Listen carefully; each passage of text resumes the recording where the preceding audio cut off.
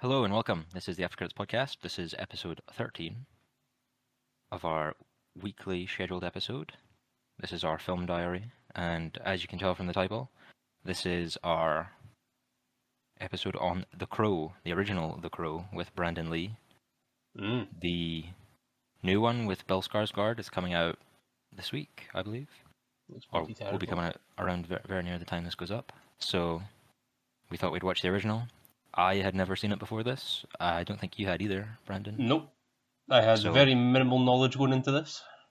Yep. I mean, literally, I think the only knowledge I had of this before watching it was, I remember my dad telling me about Brandon Lee getting shot in the film, and I think we'll touch on that when we get into the film. But that was basically the extent of my knowledge of this film, was that Brandon Lee had been killed making it. So mine's just kind of similar because, my middle name's Lee and my first name is Brandon, so I was kind of vaguely not named after him, but it was kind of meant to be a sort of like little reference to it. So when I asked about it, that's what my mum would usually say. I feel like it's more of a family member that's named Lee that we still talk about, but that's what they would always tell me. So that's kind of how I knew about him. And then also in the sort of wrestling world, there's a guy called Sting who's based his appearance off The Crow, which is like makes more sense now after watching this, because now I can kind of like put things together. I'm like, oh, that's why that's a thing or whatever. So yeah, going in, minimal knowledge, no idea about the plot or anything until I freaking bought the DVD and read the back, and I was like, okay, this is what it's about. So yeah, no bias here. So yeah. Zero, which I think is a first for one of the main ones. Yeah, I think you're probably right. Yeah. Yeah. So, and this will be a spoiler review. Obviously, this is an old film, but if you've not seen it and you want to see the new one, there's probably going to be heavy spoilers for that as well. So, yeah, this is your spoiler warning for The Crow, new and old. But did you know just before we get into it, did you know that this was based on like a graphic novel, like a little comic series? Only right after the I finished watching the film, because I went on YouTube a wee bit and I was like, oh, it's a graphic novel, which I kind of would have assumed, like it had that vibe, like Sin City and stuff like that. But it almost felt like, it did feel a lot like Batman to me. Right. But Batman before Batman was the Batman we know on screen. Yeah. Obviously, Gotham's like a total, like if this is like you're standing for Gotham, it's like a total shithole, like a total gothic kind of shithole. The goons feel very like, it's the Bat, that kind of thing. Yeah, similar vibe. So I wouldn't even be surprised, honestly, if this was kind of an inspiration for like a live action Batman, or like part of the Arkham games or something like that as well, just like the vibe. It's even got like Daredevil vibes and stuff as well about it. That's true. Like, yeah. Which, like, saying that, like, this came out before these films, so says a lot about this film for kind of being the sort of start of those trends, kind of thing. Because like Batman wasn't all dark, but like until after this type of film, you know what I mean? Like Batman was kind of all stupid comedy. I mean, maybe I guess the animated series, and actually one of the films I'll talk about later is kind of in that vein. Ooh. So, I guess the animated series maybe touches on a similar vibe, obviously aimed at children. This is definitely not aimed at children, but yeah, no, not at all. But actually, the intro seemed very Batman to me. Do you not think? Like the kind of miniature city that you kind of fly through? Yeah. That felt very like 90s Batman as well. It did. But like old school Gotham kind of thing. Where it was all like gothic and stuff. That's what I'm going to say, but this film is very gothic, which isn't typically my type of film. Like I don't like that aesthetic that much. Like a what's his name? Tim Burton? Not Tim. Yeah. Yeah. Like if you told me he directed this, I would have believed you. Put it that way. No, I wouldn't believe it, because this film's pretty good. Oh wow. Okay. I'm joking. I don't want to throw shade at Tim Burton. I mean, he's not my favorite guy. He takes more swings than a lot of people, but I think he has a lot more misses than other folk as well. Anyway, what did you think of the film, Brandon? I thought it was decent. It's not my type, in the sense, like I mentioned before, like the vibe, the aesthetic, not really for me. Plot was kind of simple, but for what it was, I thought it was a decent wee film. You know, saying that, there's other films that have come out since then that obviously take inspiration or have similar vibes. Even films like a John Wick that's like a revenge story. It's like, all right, he's just going to kill everyone that wronged him, kind of thing. And I prefer that film. So it's like it's hard to separate this in its own little isolated bubble Yeah. and kind of judge it for what it is. There's some like lore stuff that I don't really understand, but maybe we can talk about that and discuss. We might But have the overall, I same. thought it was decent. I liked it more than I thought I would, honestly, because going in, I was kind of thinking like, oh, I don't think this is even my thing at all. Um, but yeah, I thought it was all right. I'm kind of the same. I think it was pretty good. I didn't love it, but I quite liked Yeah. it. I think the thing this has most going for it nowadays, going back. Obviously, like you say, if things have taken influence from it since, but going back nowadays, I think the strongest thing going for this is probably the style, the vibe. Like it's very 90s. It's very it kind of like rock, like 90s hard rock, I guess. Mm. It kind of falls into that because he's part of a band in the film.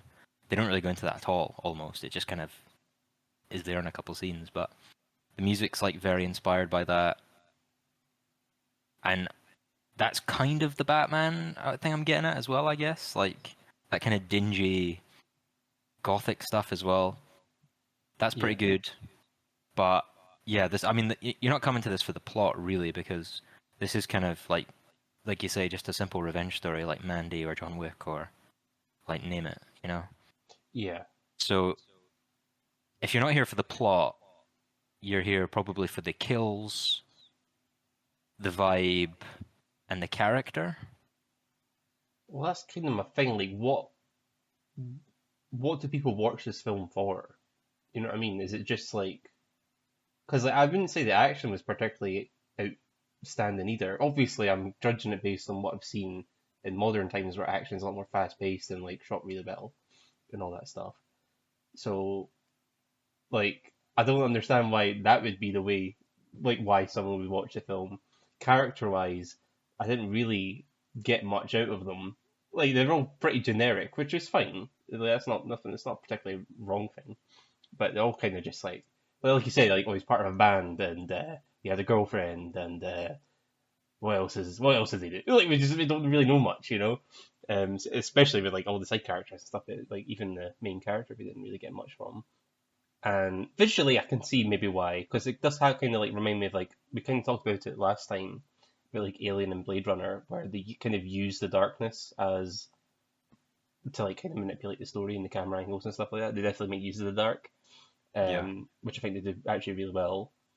Um, but yeah, like so because it's definitely one of those films that's a cult following. Because when I'm looking at the box office, it didn't do really well at all. So, but it's also a really popular film. So I'm like, it must have gotten big after it came out then. Mm. Um, but I'm just kind of wondering why. Like, what about it was so like I think it's good to probably going to people? be. I think it's probably going to be that in the 90s there was nothing like this. It could That would be be, my guess. Is that yeah, this is kind of a trendsetter for like a tone that wasn't because obviously if this tone was accessible to people and like attractive to people in the 90s at this point or even before this, Batman probably would have filled that niche, I would have thought. yeah. And the fact he didn't and this came along kind of maybe speaks to this being a trendsetter of that, I guess. That might be true. Because like, when did like Blade and stuff come out? Blade was 98 and this Right. was 94, I think, right? Yeah. Yeah. So, That makes sense. yeah, so I wouldn't be surprised if this kind of popped on the kind of grunge, you've got things going on with Nirvana, that kind of deal where things are a bit more Hmm. heavy, and it kind of hops on that train as well. Yeah, and because it's pretty much as a superhero film, or vigilante film, whatever you want to call it. I was Um, surprised how much it was, yeah. yeah, but like if you're comparing that to other superhero films at the time, like what we had, like the Tim Burton Batman, we had Superman, like Christopher Reeve and all that stuff. So it's Well, like, Superman that was even past it. This is even past Superman's time, well, Like, yeah, that's what I mean. Like for superhero sake, like that's all we've really had live action wise. So it takes a complete like different vibe, which, like you said, might be why it did pretty well for like having a following yeah. because people were kind of wanting that maybe. especially if it is based on a comic, and if it's accurate to the comic, then fair enough. Um, I imagine it is just because of how popular it is. Um, but yeah, like what would you say was your big standout enjoyment My of the film? Because I standout don't know was if I have one. probably the editing. Like, there's Right. some sequences that are edited really cool. I like the way they kind of like, especially the scenes where he's kind of breaking down or he's thinking about his wife and stuff like that. Those scenes were kind of stand out for me, where like specifically they would like cut in shots of the crow or like Yeah. what happened to his wife or his girlfriend and things like that. Like those scenes in particular, the way they were edited were probably stand out for me. And All right. there was a couple scenes with, by the way, fucking fright of my life. Eddie Hudson's in this. Ernie Hudson's in this. Bloody Winston from Ghostbusters. So Oh, right. I thought it was him, but I didn't want to just like yeah, assume because it looked like him. But no, came up and I yeah, was like, I thought that bruh, was well, him. I didn't expect him to be in this. Never mind, be Yeah. like Commissioner Gordon, basically. Yeah. But I quite liked some of his dialogue. I don't think he didn't see. I'll be honest. I don't want to like have a go at him, but he didn't seem like he really wanted to be on set for this for a lot Who of the it. I cop? think. What's that? Who are you talking about? Sorry. Oh, Kind of Ernie Hudson. right. Like some of his like, I actually like some of his dialogue and some of the interactions, especially with the detective he kind of talks to. I like some of their interactions, Yeah. but some of the lines he says, especially in the first scene or the first couple scenes, it doesn't really feel like he wants to be on set to me. Right. He's just kind of like going through the motions of like, oh yeah, I'm in this film. But I mean, it's always welcome to see Ernie Hudson. I do like Ernie Hudson, so For sure. I think the scene. So like I say, the scene I like with him is so he's talking to the detective, and I think they say, oh fuck, what is it? Ah, never mind. Anyway, it's after Is the it guy gets stabbed in when? the nose. Is it because the scene I remember is when there's the crow blood on the wall. He's like, "What's that?" And he's like, "That's blood, but you'd call it graffiti or something like that." I was like, "Okay." Like, so Right. the cops are a little bit pish, I assume, if that's what they're kind of setting that up. Because it definitely seems like a criminal run sort of city. Like the criminals just kind of get away with everything apparently. Like, because the murder happened like a year Yeah. before, sorry, and they're still cutting about like killing people and It stealing doesn't seem like things. they're So even. Yeah, it doesn't even seem like they're on their tail. The police. They don't even yeah, investigate it at all. exactly, exactly. So world building wise, I'm a bit confused as well. I'm like, okay, what's like the vibe here? Um, but my main confusion is just like why now? Like why did the crow, like the physical crow, resurrect this guy all of a Yes, sudden? Do you and know what I that was mean? my question as soon as it happened was, why now? Why did it take a year? Yeah, And then I was like, okay, they're probably going to answer this. And then they just didn't address it at all. Thing is, I'm there might be gonna an look it explanation up in the just in comics, case. Yeah, I'm gonna have you look.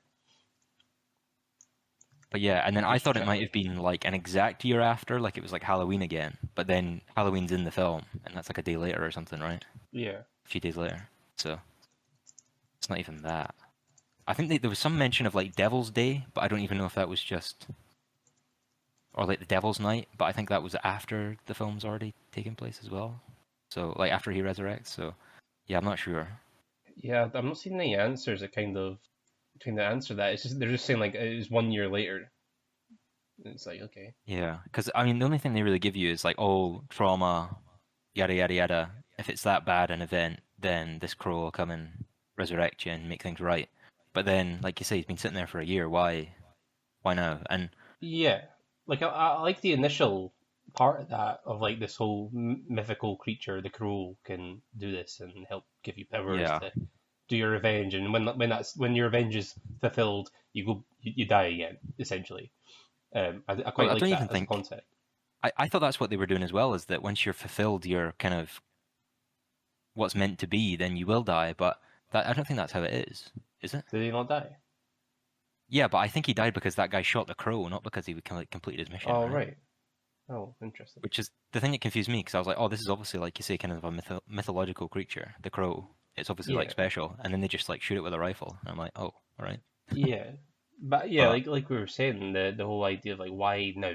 That's a really important part for me. So it's just like you know, and like we're going to talk about like coincidences later on with like a film we're going to talk about, which I have different opinions on, but it just felt very like just things are happening for no reason. It's just happening because we need things to happen, kind of thing. Um, yeah, I don't know. I don't know. Like I said, it didn't like ruin the film for me or anything, but that stuff does kind of like Yeah, annoy me, and I'm the I'm just same. like, you know, Yeah, it didn't ruin it, but it was definitely a question that popped up that I was expecting yeah, an answer to. yeah. Also, like, I like the makeup. It's iconic, like clearly, like it's so recognizable to the point where like freaking other media's reference it, stuff like that, which is again weird because it's not a really big film in box office wise, so it's like it stands like it shows like how well it did after it came out. But like, why the makeup? You know what I mean? Like, why did he put on makeup just because there was a mask on his table and there's like, oh, let's copy this? Like, I don't know. Like, it just felt like things were happening because maybe that's what happens in the comics, so they have to copy what happens in the comics to make sure it's accurate, kind of thing. Like, I wasn't sure. I just felt like they did it for the sake of it. You know? Yeah, I never even thought of that, but I think, yeah, that's a good point actually. I don't know. Because it's not like he was trying. It wasn't like mentioned. Like, I would have been absolutely fine if he brought up the fact that he doesn't want to be recognized, and because the mask was there, he's going to emulate that. But that wasn't like the case. He didn't state that at all. So I'm just having to like make up reasons in my Well, mind.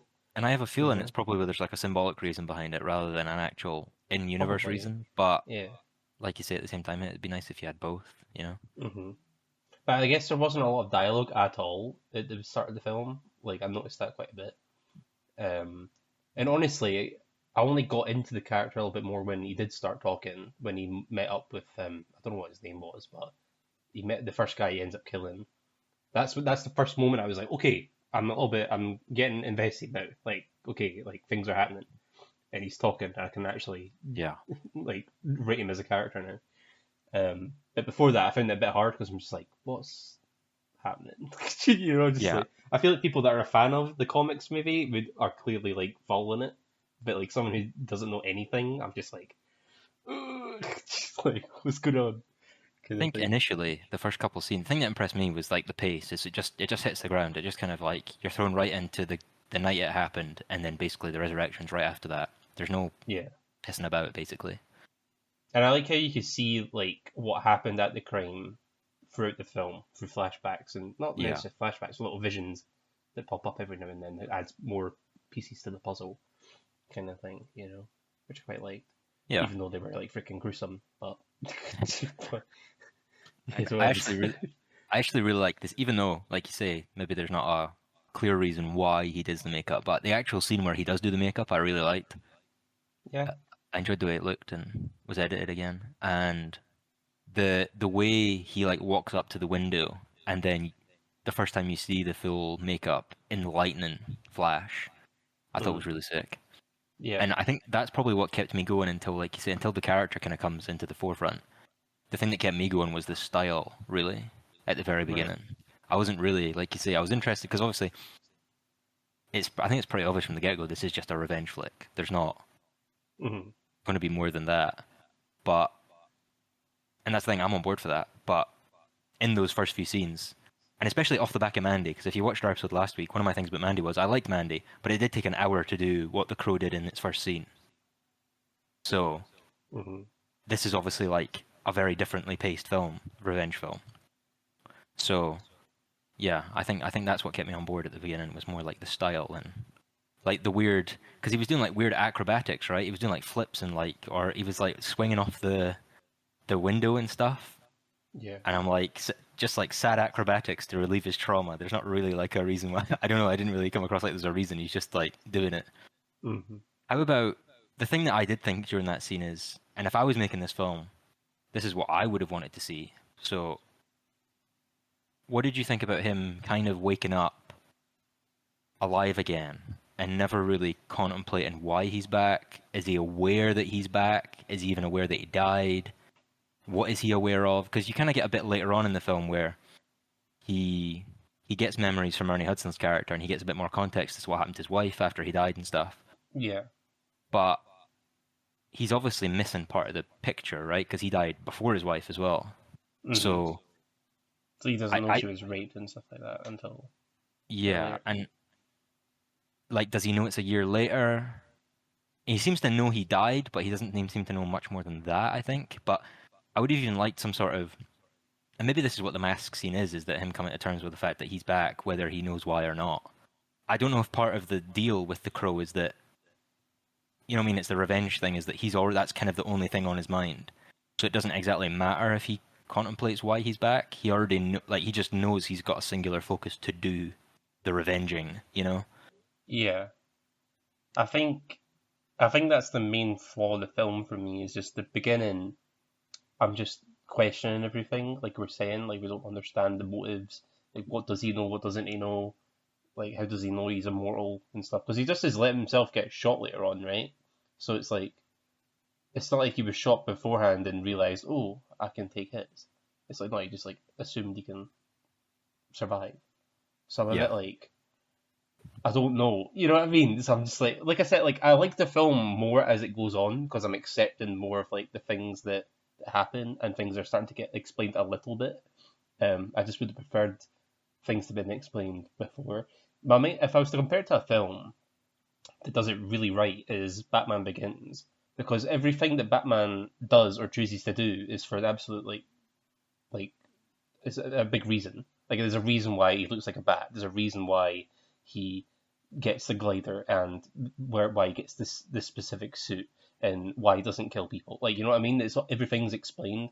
And like fair enough, some people might not like that, but for me, I like to have context when it comes to these sort of things because then I Do just you can't think, get into the character. I know this is slightly different context, but do you think you can fall into the how did Han Solo get his surname thing, where it's like you are just given reasons for things that, I know this isn't what you're saying, but Yeah. like if your preference is that you like to have those things explained, well, someone who doesn't might say like, oh, do you have to have everything explained? Well, I think it's a little bit different because like, if we are to like to use Han Solo's example, there's nothing to really explain. Like, you know, he's just a smuggler and he takes bounties and he flies in his ship. You know, there's nothing really to explain. The I mean, in solo like film Solo, over explains yeah, things. You know, where it's like you don't necessarily need to do that.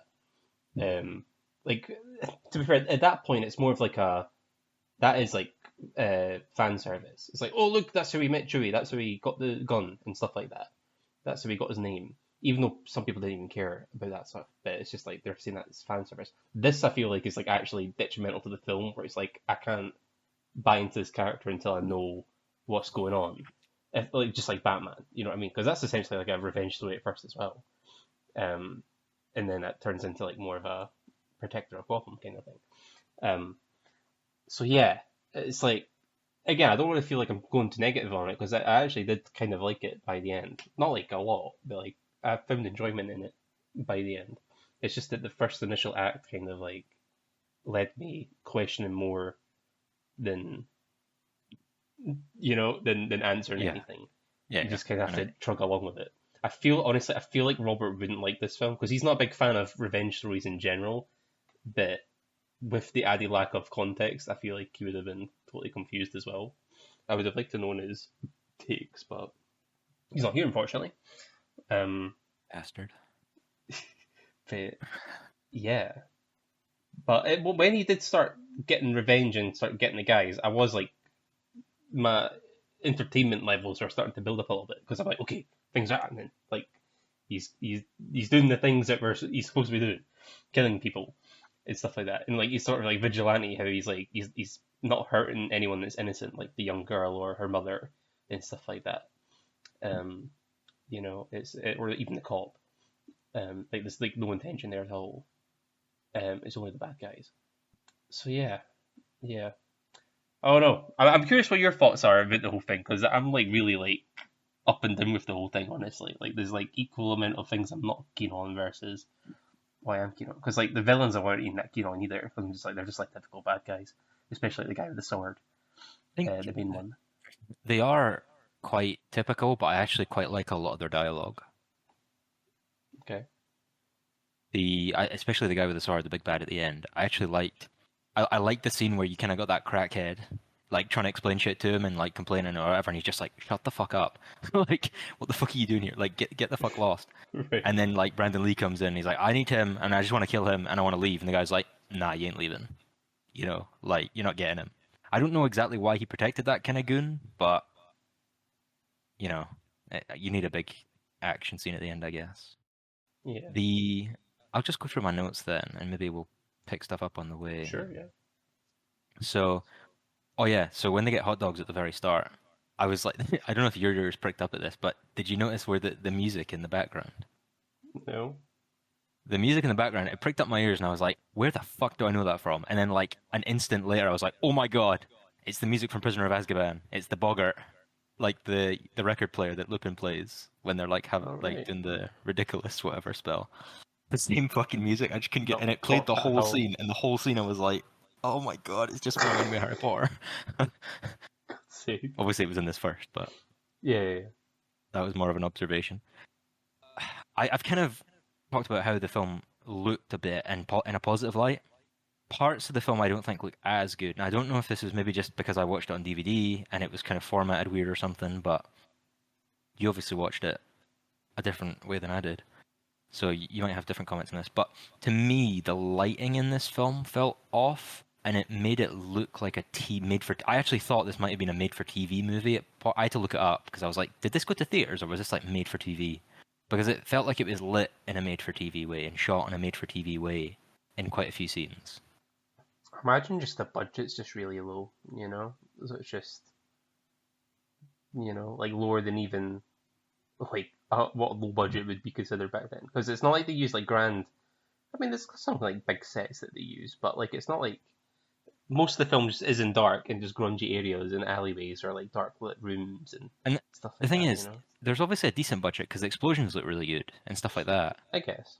But it was, and honestly, a lot of the sets look really good, and the background and like the costumes all look pretty good, stuff like that. But just honestly, I think it was just the way it was shot, just like the actual like framing of it itself, just looked a bit like TV for me. And I think I'm attributing that to Right. lighting. It might not be that, but that's what I am kind of thinking it is. Things seemed quite.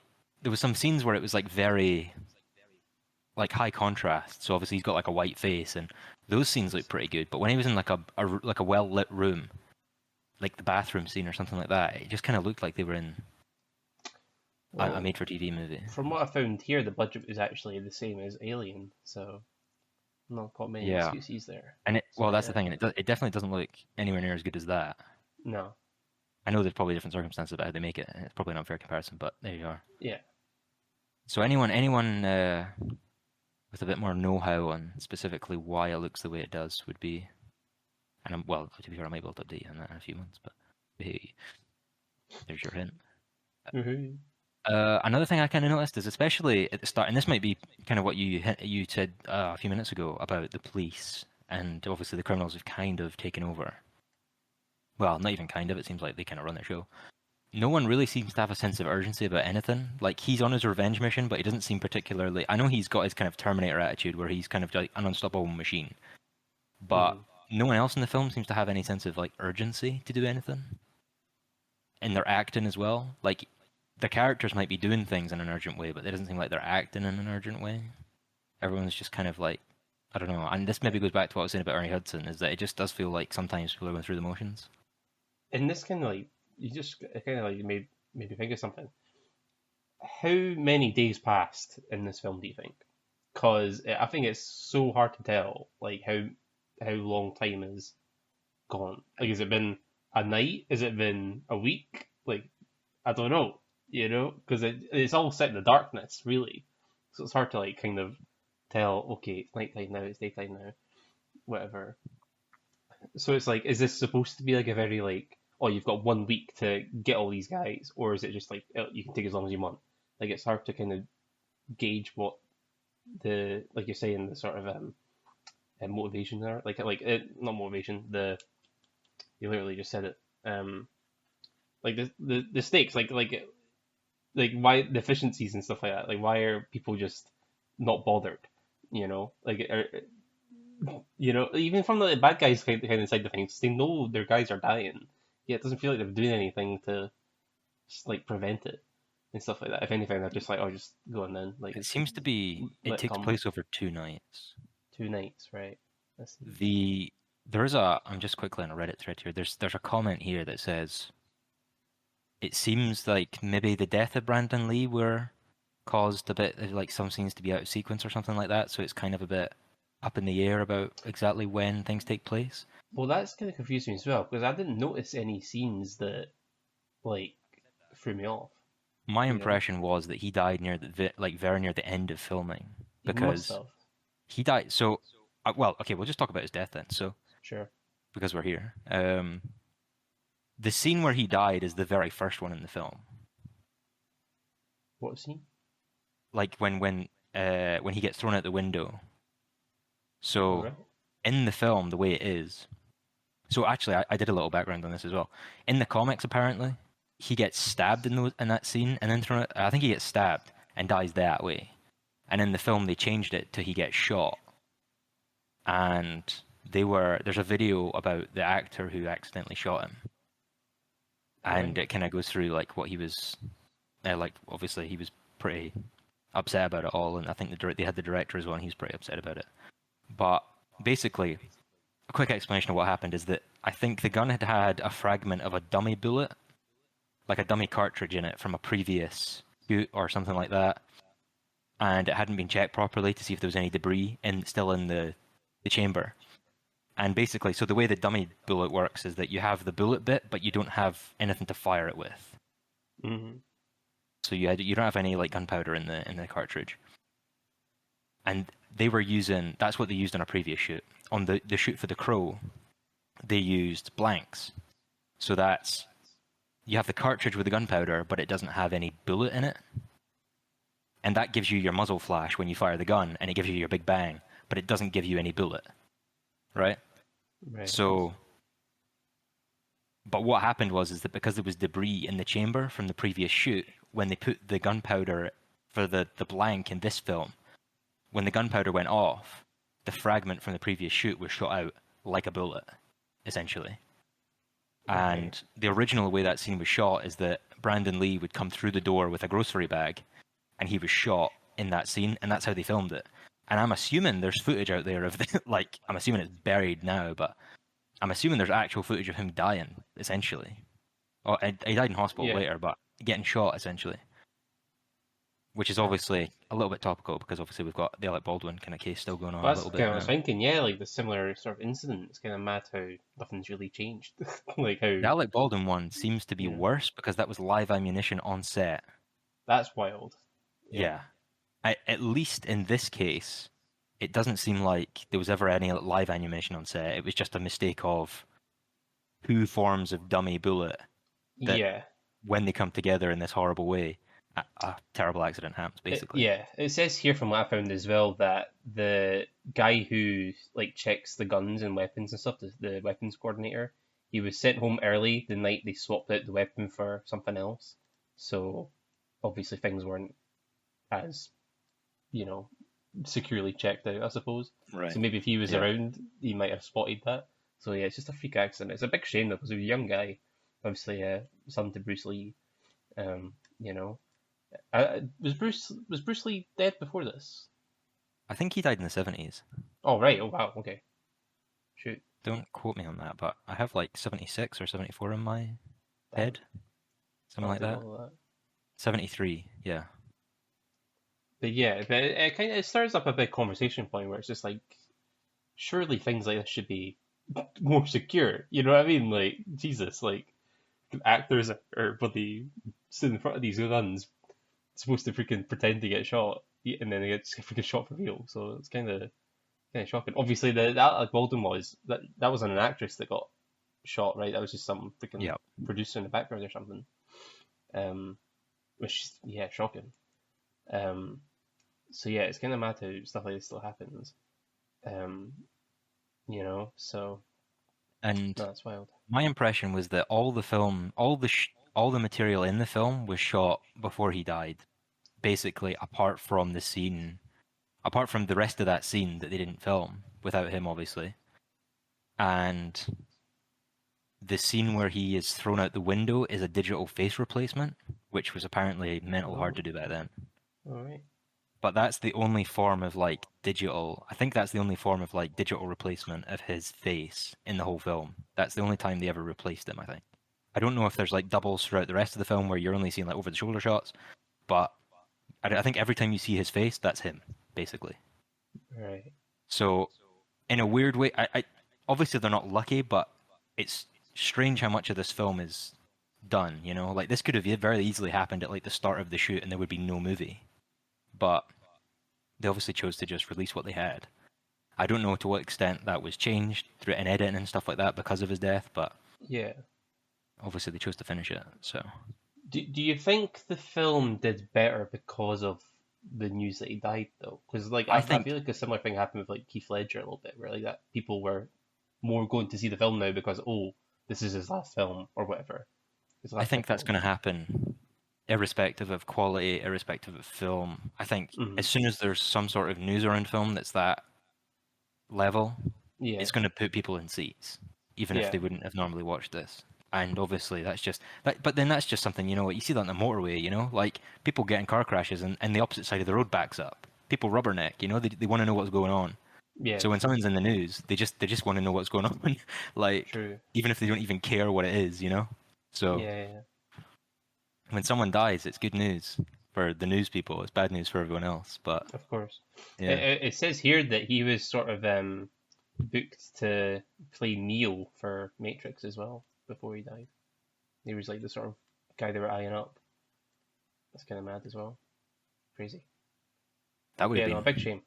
Young yeah. guy as well. Like 30, I And think he yeah, was. it's one of those things you just never know. Like Yeah, you never know where he could have went.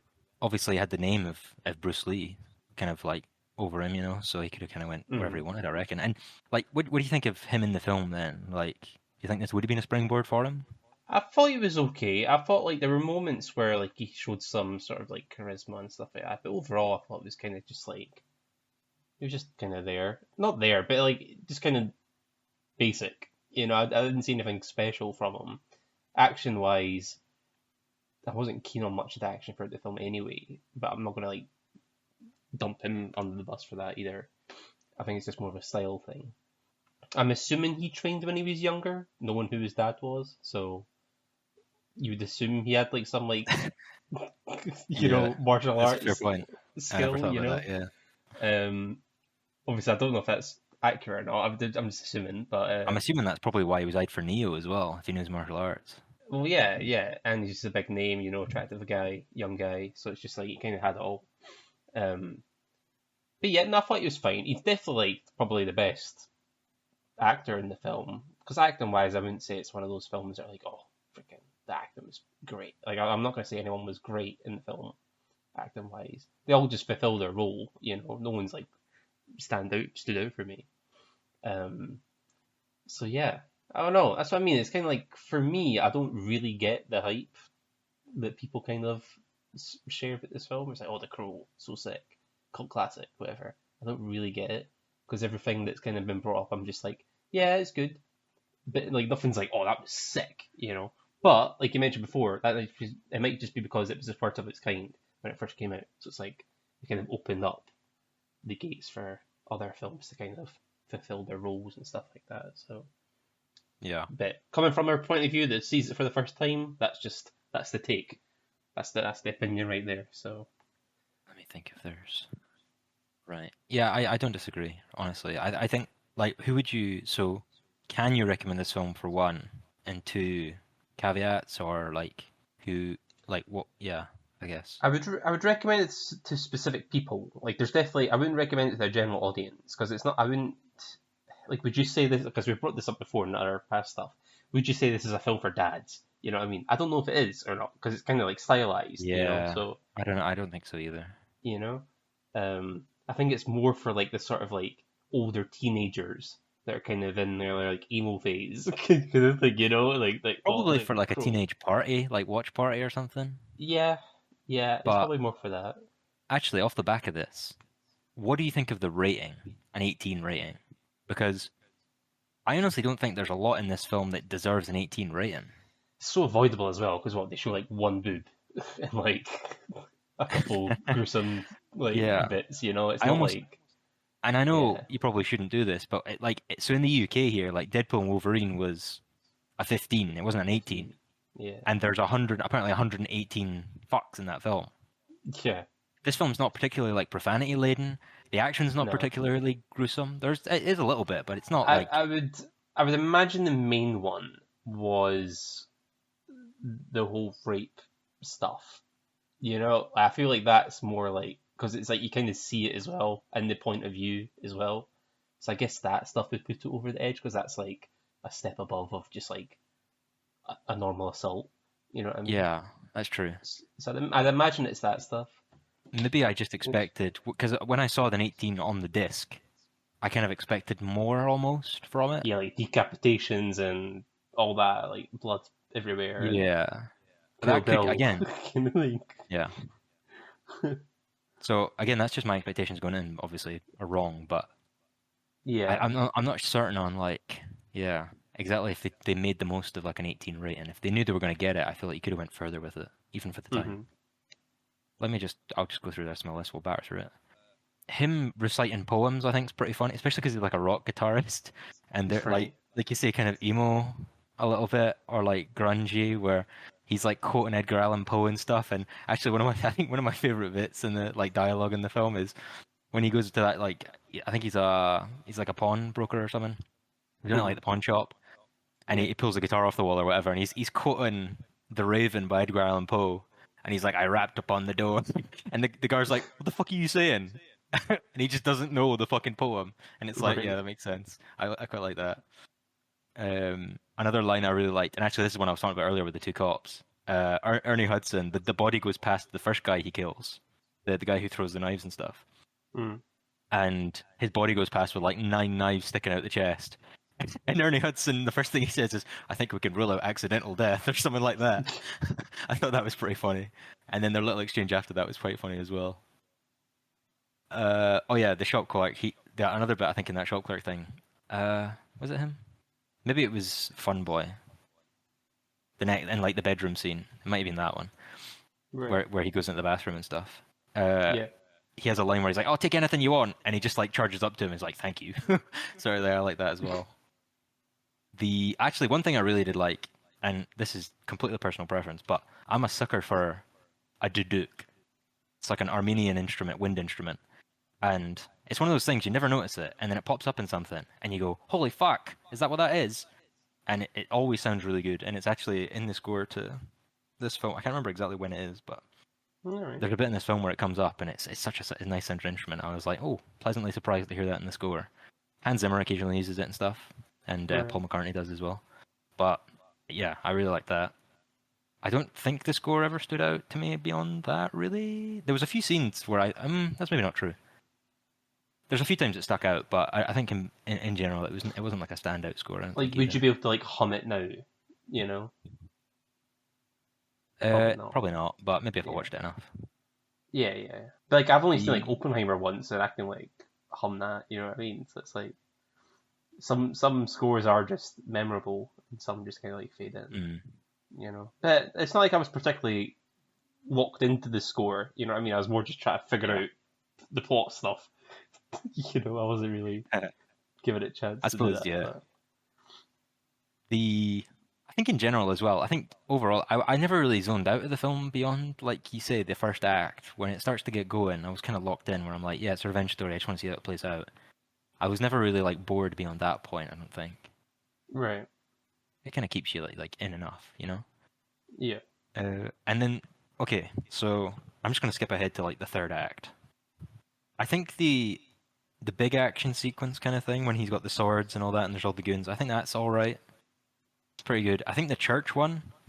I wasn't the biggest fan of the church fight. One bit I really did like in that scene actually though is when he kind of realizes he's like mortal again, and the guy's kind Right. of up at the altar about to fire over, and he just like swan dives behind one of the pews. I remember really thinking that was really funny. And then there's actually one more bit I really like, and it might be just ironic, but Ernie Hudson gets shot, and he's kind of like sitting on the stairway, and the Asian woman, like the kind of second hand to the goon, the Yeah. big boss, she she falls down and dies, and Ernie Hudson just kind of watches her fall, and his reaction is fucking hilarious. I remember just watching him, and it just made me laugh. It felt like someone at like a skit, I but actually quite like the death because obviously she takes the eyes of that woman at the start of the film, and then the crow takes her eyes at the end. So it was a nice little sort of like callback to that. Like, I don't know if that was on purpose or not, but I kind of viewed it that way. Um, yeah, I mean, I like the deaths were kind of good. Like they were all kind of. What I like is that they all died uniquely.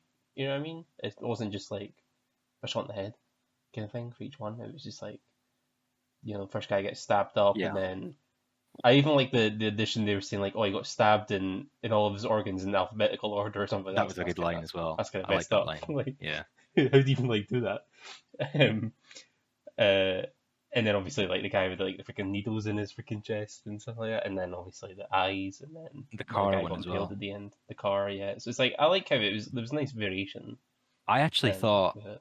I don't know if you thought this when you were watching it, but I thought the way the car one was going to end up was that because he's immortal, I thought he was just going to step on it and basically like ram it right into a wall essentially, and just kill the guy, and he would just be fine. All right. I thought it was going to be someone like that, or yeah, but you know, I think I actually like that scene anyway because I like the I think the tension's pretty good in that, or maybe not the tension, but like the way it's edited is quite good. It's when the explosive goes off in the car, I quite like that scene. Yeah. Yeah, but anyway, back to the third act. What do you think of the kind of wrap up then? I liked the moment where like after the main guy died, and they're just kind of sitting at the bottom of the stairwell, and it just kind of feels like the freedom they've been through a lot. You actually see some personality because he starts like smiling and stuff. I'm like, all right, like there's some personality there.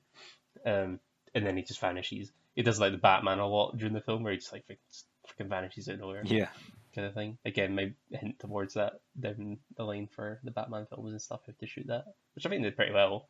Um, but yeah, I mean, I thought it was fine. Like honestly, like I got to the point where I was kind of waiting for it to end. I think Act One was a bit too not slow, but just like I was just confused. Act Two was more. I was actually in it now. I was more.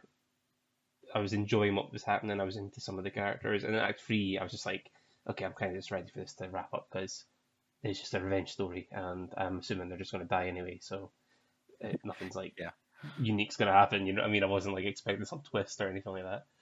yeah. So yeah, like I mean, yeah, like the thing is, you get what you get. I don't think it's going to be one of those films that were like completely um, like Alien. They just completely changed the game in narrative and character and like design and stuff like that. It's just one of those films that kind of caught fire for its unique look, This and might you know, this might even go back to the point you were making about did his death influence it? And actually, his death might have influenced it in a I don't want to say a negative way, but in a way that the film never would have drawn this many eyes to it. So it was never meant to be scrutinized to this level. right? It was supposed to just be a simple revenge. You know what I mean? Like it was just supposed to be a simple revenge movie, and that was it. It was just supposed to be a bit of fun. But because he died, it kind of put it into the zeitgeist to a place where it never would have been. Which means that talking about character and talking about these other things that apply to other films necessarily shouldn't apply to this because that's never it wasn't like they set out to make this, like you say, they never set out to make a movie that was supposed to change the game. It's just supposed to be a Mhm. fun film. But because he died, it then almost seems like it can't just be a fun film anymore. Yeah, true. So like judging it this harshly is maybe unfair because it was never made to be this, you know? That's true. I've got one last like question. Um, does this film warrant a remake? Because that's kind of why we're talking about it, right? Because the remake's getting made Well, with Bill Skarsgård, so it's and I like, was going to ask you that as well, is does it warrant that? does it warrant it for one, and two, what are changes you would make? What is missing from this film that could be improved on?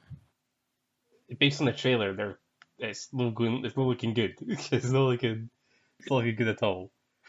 Because the vibe looks completely different as well. You know what I mean? Because I think the film in this does well with the vibe, like the gothic vibe and all that. Whereas the new one just kind of looks like just every normal kind of film now. It just doesn't look unique.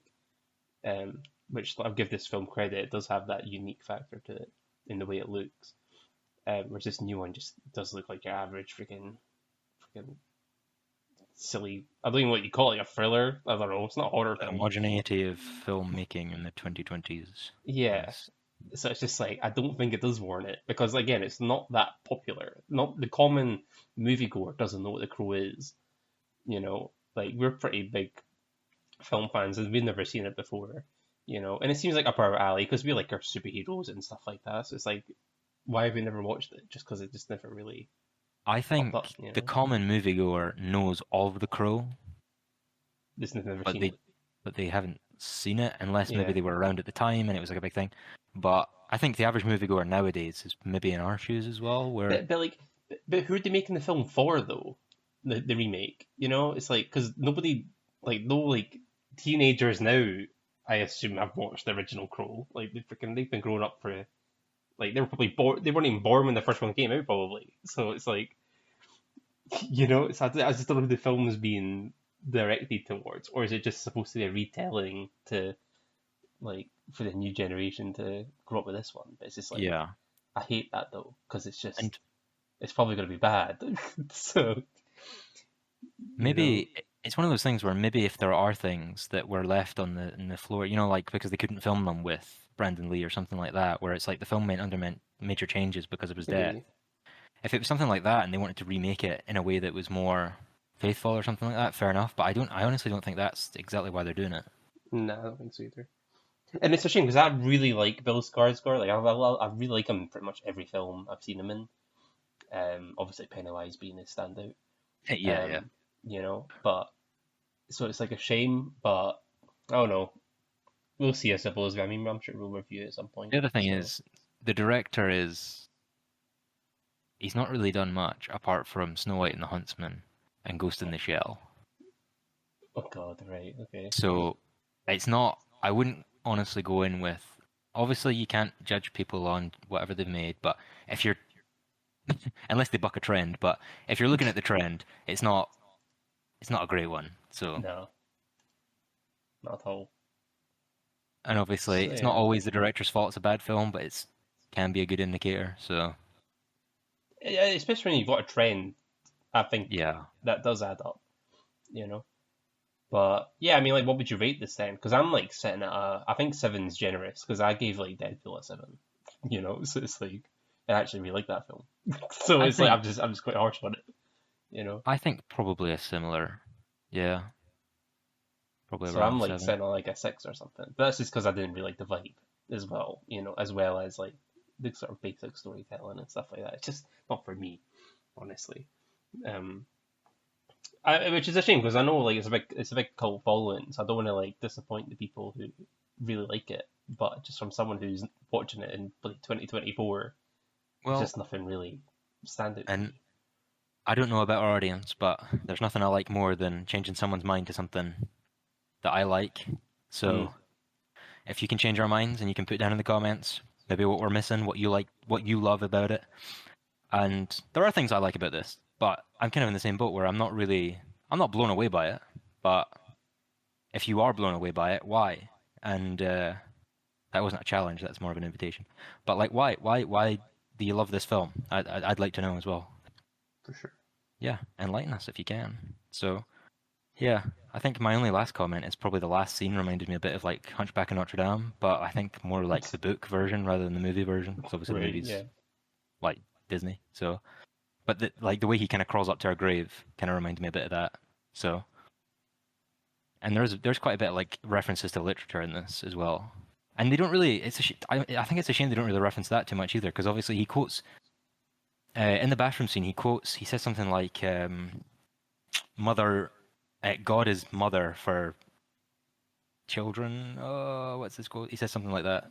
Children need like the word for God is mother or something like that, which is like a pretty famous quote. But he makes a lot of like these literature kind of, and like the Edgar Allan Poe one I said earlier. He makes like a lot of these references, but you don't really have a background in like. I know like you can just say he said those things, but it's nice to have like, oh, what's his background? You don't really get much of his character before anything happened to him. Yeah, You kind of yeah. the only real clue, the only real like fart and give me a clue you get is that he was a musician. Hmm. and that he has this kind of girl that he adopted with his wife. So, but beyond that, you don't really get much else. Yeah, Again, and this could be a good sort of transition to one of the films we're going to talk about later, because I think what the film I'm going to be talking about soon does a freaking brilliant job of setting this stuff up, in a very quick demeanor. Like, you just get everything you need to know straight away. So, well, if that's everything you want to say on The Crow, why don't you just segue us into that then? sweet. Well, I watched Spider-Man 2002, right? 2002, Sam 2002 Raimi, in cinema with the boys. fucking masterpiece. So good. So good. Speak about nostalgia. Oh, because this is like, I think it's safe to say, this is all our, like, this is like, I know we'll have our different takes with like, oh, who's our favorite Spider-Man and stuff, but like, this was our childhood. You know what I mean? Like, this was our guy growing up. Obviously, like, I've got my take of like my personal favorites, Tom Holland, just because he checks off certain bits that I want in my Spider-Man. But Tobey Maguire is the guy, man. Like, he is what I grew up on. So it's really hard to take that nostalgia away from me. But just to like just to continue off what I was just saying about the Crow, this film flies right. It just starts. It just starts. You know what I mean? I totally forgot how quickly he got bitten by the spider. That happens like in the first ten Well, minutes. I know it happens during the first 10 minutes because I missed the first 10 minutes of my fucking showing today and I missed the whole bit. Oh, So, really? yeah, I came in when Norman was basically back to formula, like that All right. discussion. I came in at that one. I was like, "Fuck! How?" I was only like, "I'm only 10 minutes late. How have I missed the fucking spider bite and everything?" That Like, sucks. Yeah. yeah, Because did it happen so quickly? Because like he misses the bus, and then they show up at the lab, and then it's done. I'm like, yeah. whoa! Like in my mind, that doesn't happen for like another half hour. But that's like that's the modern origin story. I think is where you would have about half an hour to 40 minutes of just backstory, and then you get the what would you call it? I don't know what you call it, the superpower, and Inciting then event. yeah, Yeah. and then the film would start. But this it just freaking starts right away. But as well as again going against the Crow, you learn so much about Peter before the bite. You know, you learn about like who's his friends, who his crushes, who he's living with. Like he's not with his parents. He's a bit of a nerd. Nobody likes He's him. bullied. You know, exactly. Uh, So it's like you his learn teacher so much looks the about same him age so as all the quickly. students. Yep. Yep. He looks up to bloody Norman, as a sort of father figure almost. Yeah, So it's like, actually, the biggest tragedy in missing the first 10 minutes is that I missed the I'm something of a scientist oh, myself. bro, Like, honestly, we were quoting that film throughout the bloody cinema, man, because it was such a dead screen. There's only like two people right in the back, so we were just freaking talking, uh, like quoting the film. But yeah, so it's like it just sets up the character so perfectly, and then right away the spider's bit, and then you get the whole becoming a superhero kind of next half hour, you know. So good, so good. I don't even know like where to begin because I'm sure we're gonna go into a more deeper sort of conversation about this at some point in the future. But absolutely. um, And I would actually count on us doing a whole a video at least, or maybe even a video on each of the trilogy. yeah, I'm down. I'm down. Or just every Spider-Man Because film in general. Just good. actually, honestly, watching these Spider-Man films, it's like every time I watch them, they're my favorite film for Yeah, the next day or whatever. yeah. I or the next, I don't know. But the fact that this wasn't even in my top five is like a bigger scandal than fucking Partygate in my mind. I can't believe this wasn't in my top five because I was watching this today and I was like, this is like childhood distilled. I Yeah, You could not get closer to my childhood than Spider-Man 1. yeah. And probably, at least for me personally, I much preferred this film as a child than I did the second film, even though as an adult I can recognize probably the second film's better than the first one, you know? As a But film, yeah, I think this is like the best superhero film out of the three. right. As a kid, I always liked three. Obviously, I don't like three anymore. I'm actually like really against three. I know I'll counter that. I think three's a yeah, masterpiece. you A you love flawed three more than masterpiece, this. but a masterpiece. A full masterpiece. Um, but this film, like, I don't even know like where to begin. I'll say this, like, what I really like that I didn't really like catch on until now is that it's also an origin story for Norman as well. It can because they both kind of grow into Spider-Man and Green Goblin at the same time, at the same pace throughout the film. Which I actually kind of like as well. It's not like this villain's just. I mean, it comes out of nowhere, but like it's set up with your eyes as well. It's not just like in the movie he just shows up out of nowhere, like maybe like another film would. You know, but they also give him enough screen time as well. Like he has like not equal amount of screen time as Peter, obviously, but like he's got like a good amount of scenes with just himself. You know, developing his powers and stuff like that, and seeing him talk to himself, which is always amazing. Also, just shout out to Willem Dafoe because he's freaking made to play the bloody Green Goblin. Freaking rip Well, anyone who gets recast as freaking Green Goblin in the future because it's a high bar, you know. And I think I think that's. they, Oh, go on. I think they might do what they're, the Deadpool Wolverine joke where he's like, he's gonna do this till he's 90. Like, Yeah, this is oh, because he's perfect for it though, right? Because he's got the face for it, right? Where he can like really manipulate himself, where he can do that sort of like bipolar sort of talking to and himself. he's got the Gollum conversation down. Oh, so good. Yeah. Like, Oh unbelievable. man, that's so good, The man. thing I love about that scene in particular is that it starts out, you can watch him in the mirror talking to himself because it's one shot Yeah. essentially until near the end it cuts to a close up. Hmm. But essentially, it's like a full shot of him in the mirror, and you can see him like switching between. But then there's a point in the conversation where the goblin kind of takes over. But there's a bit near the end of that conversation where it comes to a reaction shot of just Norman. You don't see the goblin, but he's not talking, even though he Hmm. has been up to that point. Yeah. And just like even small things like that, where it's like, oh, this is like goblin in control. Like you're not getting a say. It's like Hmm. shit like that. It's so good. Which it's all good because it all kind of comes back in the end where he's fighting Peter and he's sort of beat, and then he turns into that innocent man, and it's like, do we buy it? Like, is that actually him, Yeah. or is he just freaking taking the piss? You know, like what's going on? No, it's so good, it's so good. I'm just gonna get one little negative out of the way because it's mostly positive. Um, I don't love Mary Jane in any of these films, honestly. She's a bit of like. I think this is her best film, but I'm not keen on her I in the think other ones. her delivery is actually the worst in the film. I think. Yeah, I'm also not keen on James Franco either as a or just Harry as a character. Like he's good in the No, this role, is where we disagree. but I don't like him as a character because he's just an asshole to his freaking Ah, best friend. he's Like so what? funny though. No, he's funny. He's funny. Obviously, to be fair, I don't think he's funny in this film. It's definitely the other films he's more funny He in. definitely three is his where he shines, but I don't know. the There's some moments in two as well, but like oh yeah, yeah. To be fair, the first line after the thing blows up and he's like, I have nothing left except Spider-Man. That's fucking gold as well. But just such comic book writing, like. and I think this film, and actually this might be, in fact, finish whatever point you were making, because I'm probably going to make a bigger point just now. I just don't see.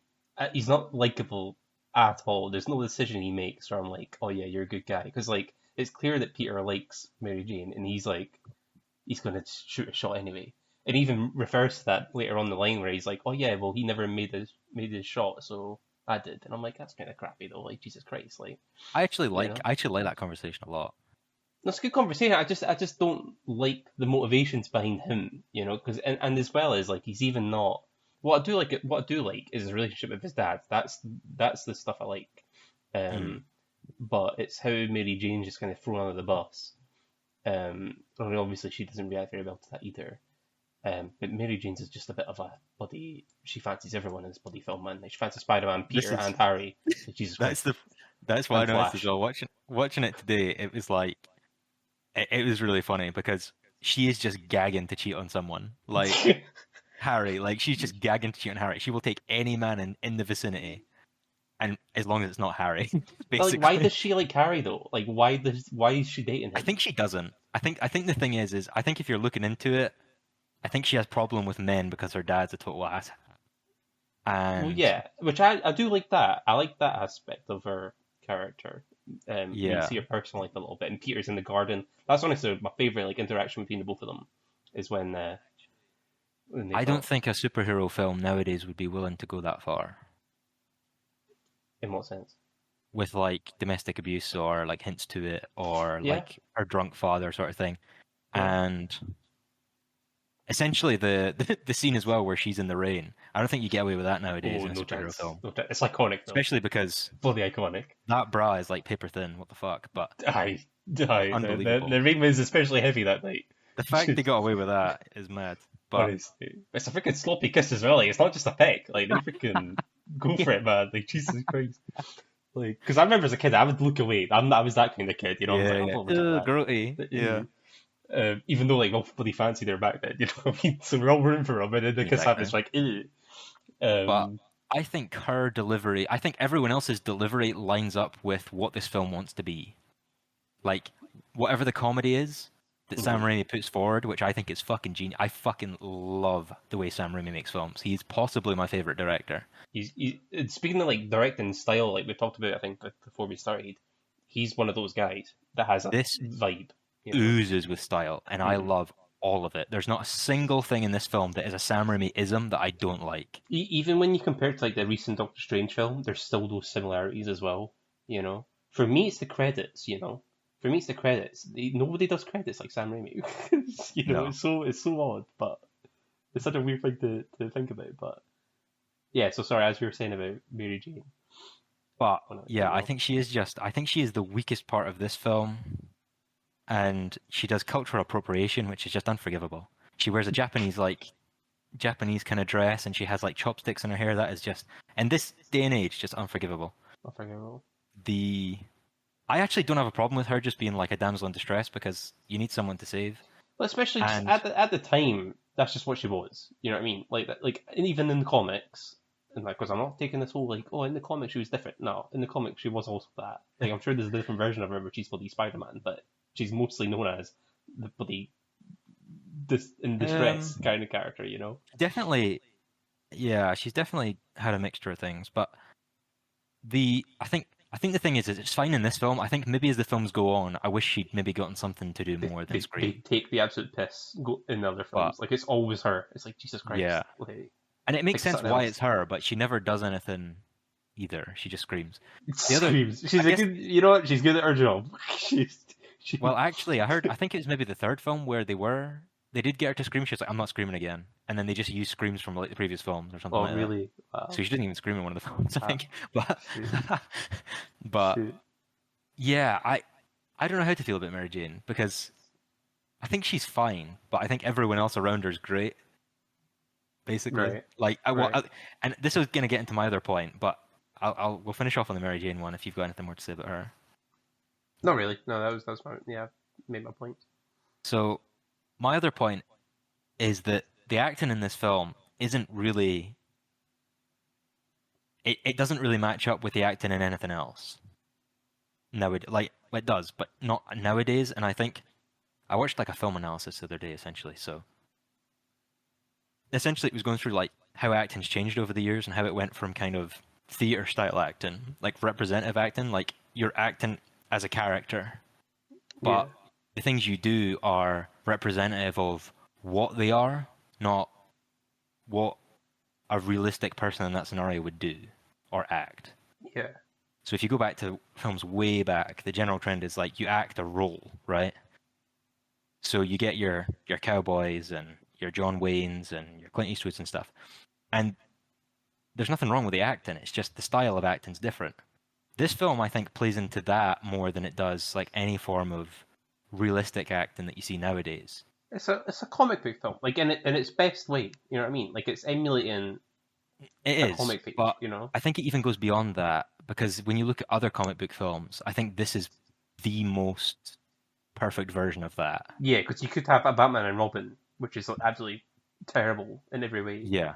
Whereas this is still cheesy, but it's like cheesy in the best way, where it's like the lines and stuff. You know? And I think that's Like Sam Raimi all day. I think that is yeah, something he is completely mastered in these films. And obviously that comes off the back of the Evil Dead, like especially like Evil Dead 2 onwards is just weird, but in like a great way. And I think this is more we alluded to Tim Burton earlier. Is I'm not a huge fan of Tim Burton, so check out our Beetlejuice episode in a couple of weeks. But I'm not a huge fan of Tim Burton because I almost don't buy into his wackiness, his silliness.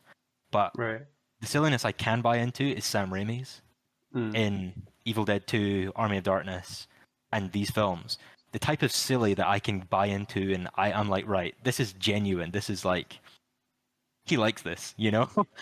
That's the type I can buy into, rather than it feels manufactured. A lot of to me at least, the Tim Burton films, a lot of them feel like manufactured wackiness or manufactured silliness. They don't Yeah, yeah. feel earnest the way these films do. Just weird for weird's sake kind of thing. Yeah, it's essentially, yeah. Yeah. But I think this film absolutely masters basically comic book acting, and the fact that it's so early on in comic book films as well, like in legitimate comic book films. 'Cause obviously, we talked about The Crow. That's like 10 years earlier, essentially. But well, 8 years earlier. But comic book movies don't really come into their own until, like you say, Blade, Spider-Man, like very early 2000s, X-Men. X-Men. Yeah. So, but I think this is absolutely the perfect version of I don't know. For me this is not just Spider-Man. This is the Spider-Man. This is the gold standard. And obviously, comics are different Spider-Man, and obviously we've had Into the Spider-Verse since, which is a totally different style of film, but is equally up there as one of my favorite films ever, but for completely different reasons. But just the fact that they managed to pull this off in live action in like Yeah, 2002 Yeah. is just wild to me. Because the effects still hold up. You know what I mean? For Obviously, the there's most like part, yeah. here and there, there's like wee bits of weirdness. Like the big standout one is when Peter's jumping on the roofs and stuff, the rooftops. That's Yes. terrible ragdoll And CGI right there. the second one, that level of CGI reminds me of Lex in Jurassic Park towards the end, where Right. she kind of looks up to the camera and they do a face replacement. Yeah, yeah. That's the kind of CG you're dealing with, like you say, in that scene there. Mhm. Obviously, this is like almost 10 years after that, but hey ho. It's also in broad daylight. But yeah, I think that scene's probably one of the worst looking scenes. The other one is when he first suits up into like the human spider suit and he climbs the walls looking for the killer. Right. That scene's probably the next worst looking scene, but that's in the dark as well. So you can, and honestly, I don't think I've ever noticed it looked bad until I saw it in the cinema on the big screen. Usually, I Right. think it looks fine. Oh, did you see it in But cinema? yeah, All right. Oh shoot. yeah, I went today. Yeah, But you missed the first 10 minutes. I missed the first 10 minutes. Yeah, Oh, that's shocking. I couldn't believe it. I left enough time, but I got stuck in traffic, and then Oh, that sucks. by the time I got there, and then my ticket wouldn't load properly, and there was no Wi-Fi. It pissed me off, and I missed the first 10 minutes, so I was pissed off. Shit, But dude. that's a whole All different. right. I thought you just watched it on TV or something. No. Ah, right. But just to like, when I first started buying Blu-rays and 4K Blu-rays and stuff, the trilogy, this Sam Raimi trilogy was like the second DVD I bought pretty much, because I was like, these are films that I know. Basically, the way I buy DVDs or Blu-rays is that unless it's something, the only two ways I'll buy something is if I know I'm going to watch it anytime, basically, that I can go, I'm craving this, I want to watch it. So that firmly falls into this, where I can come home from work one day and be like, yeah, Spider-Man. And I don't have to worry if it's on streaming, I don't have to worry if it's on Netflix or Disney. It's like, I know it's in my cupboard, and I can watch it whenever I want. That's essentially what these films are. These are like the ultimate comfort food for me. 100%. I just could gush about this film for fucking ever. I think today, probably some of my favorite scenes are in the way Every they're J.K. made. Simmons scene. He is, season. and actually, in the first film, he's not in it all that much. He's not. They definitely But- realize, oh, he's brilliant when he uses What him he more had, yeah. in the next films, you know. But he is fucking gold. And obviously, the thing is, these films are so good that they struggle to recast two of the main characters. Yeah. Like, they've literally ported over two characters because they were basically unreplicable, basically. Mm-hmm. Which is just outstanding. And he is outstanding from the get-go. His first scene, it's so funny. And it's one of those scenes Your where wife's as on a the kid, phone. Dude, bro, it's so, those scenes, I think these films are not underrated, but I don't think people look at them, I don't think they're kind of respected as much as they should be either. Yeah. These I are think really two is. great I think films. two is though. Two is Two is. regarded as like one of the best superhero movies ever. Yeah. But one definitely has some legs. But even when it comes to comedy and stuff as well, like the J.K. Simmons scenes are fucking gold. Every single line in those scenes is gold. And I think occasionally laugh at some of the bits in the scenes, because I was in the cinema and like people were laughing at some of them, and I'm like, bro, how are you not cackling at every line he says? Every single one is gold. Because like you say, the wife's on the phone and he's just like puts the phone down immediately. Yeah. And like the one that I always laugh at, and to be fair, this one did get laughs, is when he picks up the phone to get Hoffman, and he appears on the door and he just looks at the phone and puts it down. stuff like that, you know. And it's like, which one should we run? Whichever's cheaper. And it's like, Yeah, well, it's I've got a good. page 6 problem. We've got a page 1 problem. And he's like, give them a Abs- 10% discount. Make it 5. Like, Absolutely every perfect. single line is gold. It's so, so good. It is. And, Honestly, the funniest line for me actually, and it's not even a J.K. Simmons line, and I don't even know if it's meant to be funny, but it made me fucking laugh out loud. And it's when they're talking, Peter and Mary Jane are in the garden behind the house, taking out the trash, or whatever. And she's like, "Oh, you're taller than I thought you were." He's like, "I hunch." I don't know why, yeah. but that just made me crack up. Just it's just the way he says it. But I'm just like, God's sake, like. I like the Cinderella bit in that one as well. He's like, when you played Cinderella, and she was like, that was first grade. And he's like, still. Yeah, but it's good like character Yeah. development for them all, you know, because it's not like they're just like Yeah, I think at the start of the film it kind of makes you think, oh, she's the high school crush you could never like reach, but it's like then you find that that's his neighbor. Like shoot, like surely they've like talked, you know what I mean? Like they've yeah. had like freaking And 12 actually, years together. I think one of the things I do like about Mary Jane, just to derail it for a second, is Yeah, go for it.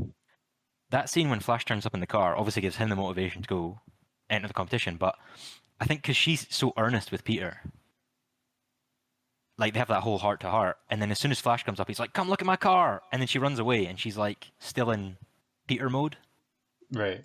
And then when she gets close to Flash, she's like, "Oh my god, like your car!" And it's like I think she's like it's obviously like she's with Flash, but because he's a cool guy, not because she likes him, sort of thing. Yeah.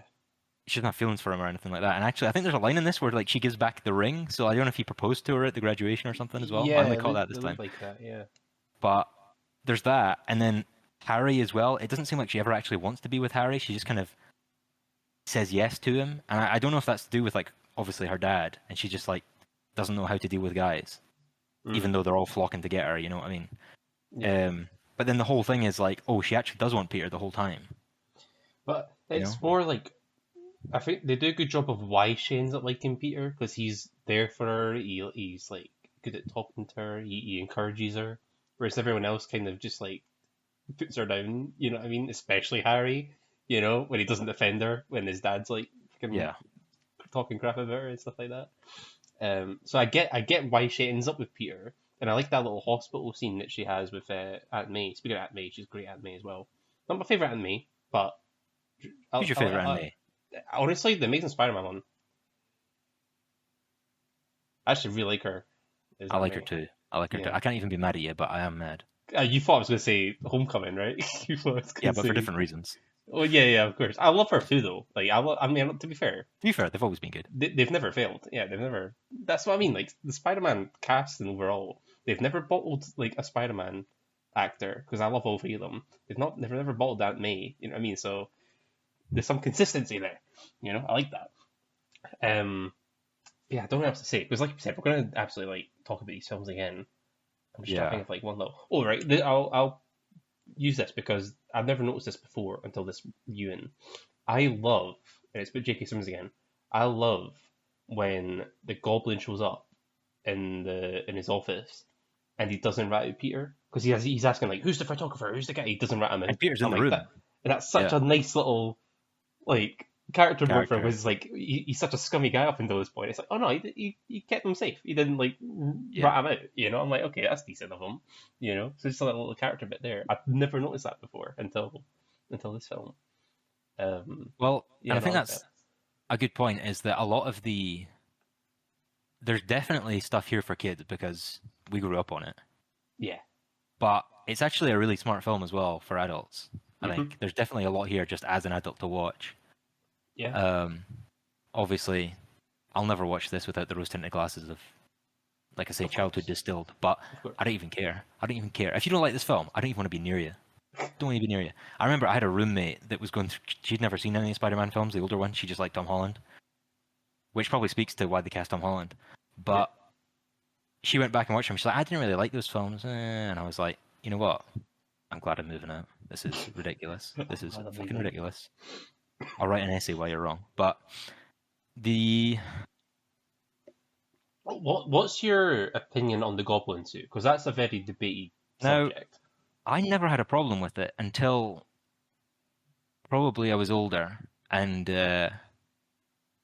probably read on Facebook something along the lines of, why the fuck did they make a mask for the guy that looks like a goblin and is like extremely good actor, extremely expressive?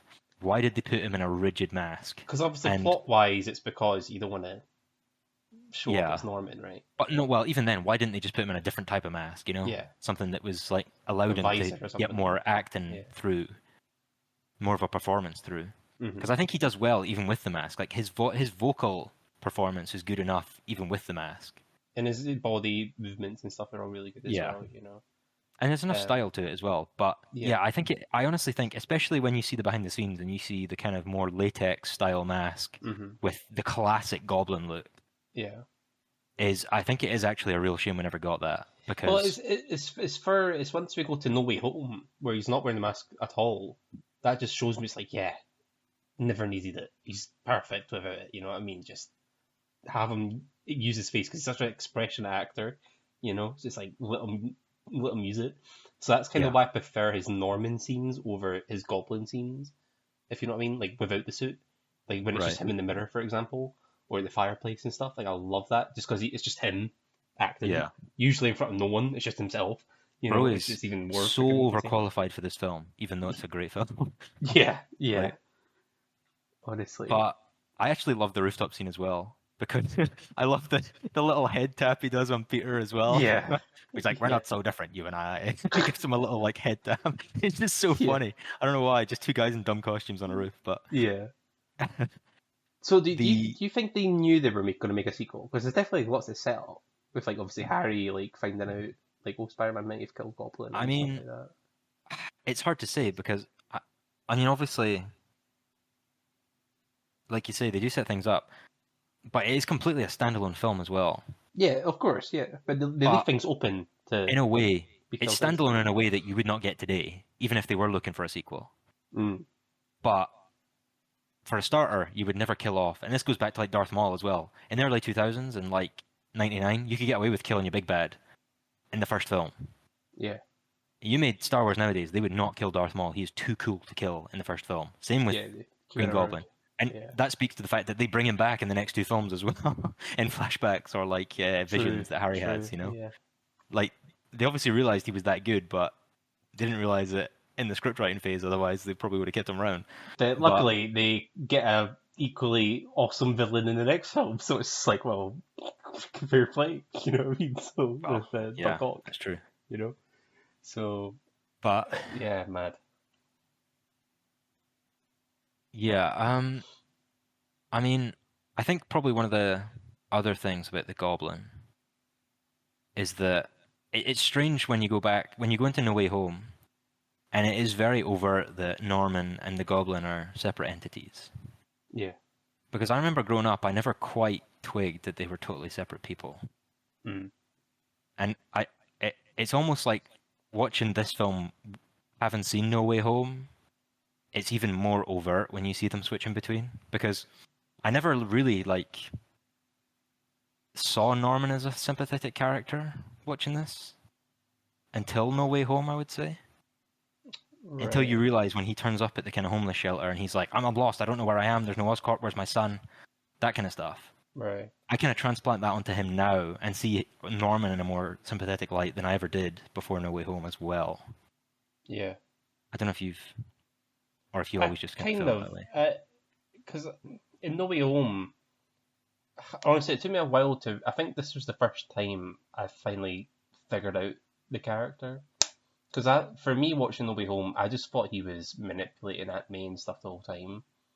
I just always assumed Norman was gone. It was just always the Goblin.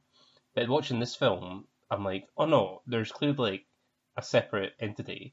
Because there's parts where he's like, no, I don't want to kill the boy. Like, but then Goblin's like, no, you need to kill the boy or whatever.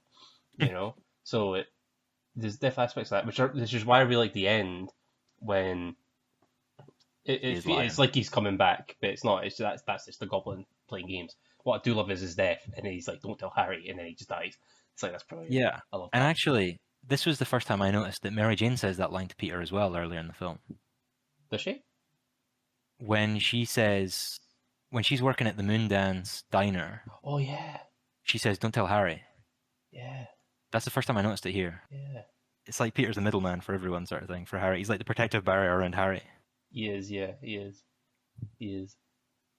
But no, but honestly, I'm just excited to watch the second one now because I mean the guys have planned a day. We're gonna watch it in cinema again. It's gonna be hype, I'll and be then there in spirit at the I'll same watch time, Free. but I'll be far away. I'm excited to watch Free because obviously I do have a lot of negative things on it. I'm so Obviously, excited I grew up with it, so obviously I still have nostalgia for it. There's stuff I really do love. Little hint, Sandman. Love Sandman in that film. It's mainly Venom I really, really hate, and Evil Spider-Man. But it's because I've never feel like they've ever been able to tell that story well. So And we'll see. actually, Sam Raimi agrees with you. He does. That's the He funny does. thing, yeah. Yes. Is that he's not a fan of Venom, and that's actually why I give a lot of the Venom stuff a pass, because I'm like, I think it's kind of unfair to grade the film that generously as well, but I almost see his struggle with Venom in the third film of Mhm. like, I don't want this here either. So I'm more forgiven to it, where I'm like, this isn't good, but he also doesn't think this is good. Yeah. So I'm not punishing that film as much, and also the film is fuck. I think the third one's the funniest of the three, and they're all funny. I feel like But three's unintentionally funny though. that may be true.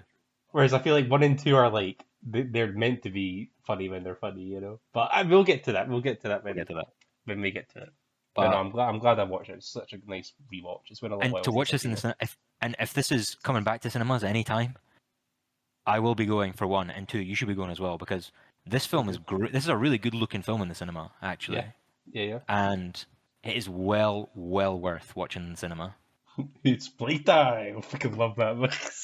so I'm just waiting for when they take out the homophobic joke on Disney Plus and all that stuff, and I'm like, well, I've got the Blu-ray. I don't have to worry about it anymore. yeah, true. Did your husband make it for you? Great Yeah, quip. yeah, PC gone mad. Joking. yeah. But So happy days. I think I only had a couple notes of things I noticed this time. Is that the Green Goblin in this film really hates walls, and essentially he's like the Kool-Aid man of this film. He breaks through the walls constantly. He breaks into the Daily Bugle, he breaks into Aunt May's house, and then he flies through a wall during the final scene as well, and then obviously gets crushed by a wall as well. Bro's literally the Kool-Aid man. Oh, The I was reminded it's something. There's just one little thing. on you. It's up to you. There's a lot of dubbing that goes on in this film. I think more ADR, early on. like ADR. Yeah, where like they're not actually talking, but they put the voices in Yep. post kind of thing. I've noticed that quite a lot, mainly with Norman. So maybe The they white just added some exposition after the film was made, if you know what I mean. the wide shots with Norman in the lab. Yeah. Yeah, those were the main ones. Not as a massive like flaw or anything like that. It was something that stuck out to me when I was watching it in cinema. But yeah, as you were. No, that's a good point. Oh yeah, Nickelback in the credits. I almost missed that. I almost walked into the cinema screen. Bro, you weren't there, man, because we were just sitting in the credits, and I literally said to the guys, I was like, oh, it'd be so sick if they played a Nickelback song in the credits, and she was like, yeah, I think that's the second film, and as he said that, it started. I was like, oh my god, this is freaking best, so sick, such a good song. Peak 2002 content. Yeah, bro. Nickelback in your Yeah. credits. With freaking Twin Towers in the freaking music video, just Yeah, and actually, that's a really good point. Actually, I think today I really respected the kind of importance of this film as well in when it came out, because obviously 2002, obviously the year after 9/11, and obviously America is hurting at that point in time, and New York, Spider-Man is New York's superhero, yeah. and when you have a kind of nation in mourning at that point in time, and obviously the Twin Towers were originally in this film, I think, and they cut them out, right? It was in the trailer at least. Yeah. But when you have a hero like this, and you have a moment in the film, and I think now that I've seen it and recognize that's what it is, I don't think I'll ever unsee it that way, but the scene where New York takes on the Green Goblin on the bridge is... I wonder how much that contributes to like the healing the nation, you know what I mean? Because this is obviously a very popular film. And like America kind of not shut down, but at least there wasn't that sense of optimism around that time, and tourism completely bombed around that time, and stuff like that. And you just makes you think like those scenes like that in like a superhero film this big and kids are around and parents are going to take their kids to see the films and stuff like that. And it's just like that scene of like, oh, New York kind of stands together against things like that, you know? Hmm. I really, I don't know, that kind of got to me in this film where I was like, you kind of read it in the context of this is the year after 9/11. It's like a scene like that has a lot of power, I think. Yeah, and I think that that's akin to just Spider-Man in general and his other films too, because they all sort of have that moment of like, oh, the people stand with Spider-Man kind of thing. I actually think the Amazing Spider-Man does that really well in this first film The with the crane, yeah. cranes. Yeah, yeah, I really like that. Honestly, I It's think they do always a it good, better, honestly, in that film. I don't disagree, but I think this one is particularly important because of when it came out. Of course, yeah, yeah, Yeah. yeah, But yeah, they all definitely have that moment, yeah. absolutely. But yeah, I don't disagree that The Amazing Spider-Man is actually a good scene as well, and might even be better. But well, probably is. Yeah. I'm sure we'll get to that film at some point, though. Uh, I probably won't go see that in cinema, honestly. But That's right. It's we'll the talk only one about I've it. not We'll seen talk in about cinema. it. In fact, well, of the newer ones, that's the one I missed in cinema because I saw every other Spider-Man after that in cinema. Yeah. And I actually, just as a quick aside on that as well, I can't believe that they even tried to do an origin story again when you literally had this version. There is, and the Yeah. fact that this is so popular and this is kind of kicked off, like helped kick off along with X-Men, the whole superhero genre. Hmm. It is funny that they're like, let's just remake it, and it's like, no, you don't get away with that. Like, Yeah, I'm glad the Tom Holland ones skipped that. yeah, that was really You know, smart. also makes them stand out a bit more as well. You But know. I think to round off, because we could talk about this forever. Yeah. To round off, my favorite things in this film, the Sam Raimi-isms, are the montages, specifically the one where he makes the designs of the suit. That is flawless. I like the reveal And of the suit as well. yeah, I like the false reveal at the Yeah, wrestling as well. Yeah, of that as well. Yeah, but like for me, it's like when like he starts like doing this, he saves the city and stuff, and the newspapers are flashing out, and you yeah, see like on the newspaper his suit, and snippets. then he kind of teases him putting the mask on, and then you finally like swings Yeah, into frame, and he's got the suit on, and he looks sick. Um, and actually, honestly, so good, man. It's the just perfect so good. accompaniment to that, Danny Elfman's score as well. This film would Yeah, not be what it is without Danny Elfman's yeah, score as well. bro. Our freaking Stuart, our friend, he was sitting next to me. He's held out his arm, and his freaking hairs were freaking stabbed like a freaking cactus, man. And the sound Honestly. design as well is I didn't realize this is such a ingrained in my mind until we actually played the Sam Raimi Spider-Man pinball machine, and one of the sound effects in that is the spider sense in this film, and Right. that sound is like that is like dopamine. That sound, Yeah. the yeah, it's unbelievable, and actually kind of inspired by I mean, all these films are inspired by the 90s TV show Yeah. as well. Like a lot of the Spider-Man in this is inspired by that, which is Yeah. part of the reason why we get like Mary Jane over Gwen Stacy and stuff like that. Hmm. But yeah, and actually one of my favorite scenes in this is when he first gets bitten, he's like lying on the floor like in pain basically, and like sleeping it off sort of thing. Is the kind Hmm. of like weird like I think there's a quick cut away with like skulls like rushing to the screen and stuff like that. And Yeah. it's just like, why is that in this film? Like, it does not make sense. It's like, but that's the Sam Raimi. That's like the Evil Dead coming through, you know? Hmm. I love that he can pull off this kind of, obviously Evil Dead's horror comedy, but I love that he can pull off this kind of superhero action comedy There's with some like jump scares as well in this film as well. There's one that got us in the cinema. We're just like, the oh shit, Goblin. just came out bloody nowhere. Yeah, yeah. Yeah, Um, but yeah, man, like we said, we can talk about this freaking forever. we But could, and we will at some point, but not today. for sure, a 3 hour special. I can't believe that's an hour and a half already. Sorry, folks. Okay. The is that your only film for this diary then, Yeah, or for have you got me, yeah. more? Yeah, I'll rush through what I've got then. I had a very Martin Scorsese week this week. Ooh. I watched The Departed for the first time because, and I swear, you know, like in the UK we have this shop called what's called Sex, but I call it Kex because I'm not saying sex in public, but I've always called it Kex. Yeah, Kex. We're it's also not spelt Scottish, that so way. It's not spelt sex. It's fucking CX. yeah, They're so but different. it's Kex. You know what I mean? We're Yeah. Scottish. We pronounce hard cuz. But uh, I swear this film, The Departed, must exist in every Kex in the entire world, and probably every video shop in the entire world. There is not a single Blockbuster. Well, there's none of them left anyway. But HMV, Best Buy, whatever, that exists without, or secondhand shop that exists without The Departed in it. This must be the most mass-produced DVD ever because it's fucking everywhere. There's like always 10 copies of it, but I only just saw it And this is probably, when I bring up Martin Scorsese to my parents, this is the film they bring up. So I think it's probably, for people who are not interested in cinema, as Scorsese would put it, this is probably his most accessible film, Right. I would say. And it's actually, surprisingly enough, Scorsese made a banger, but it's really fun actually, and the cast is insane. But yeah, it's a really solid film. I honestly don't really have much to say beyond it. It's a really good looking film. Everyone's acting out their nut. Everyone's pretty charismatic.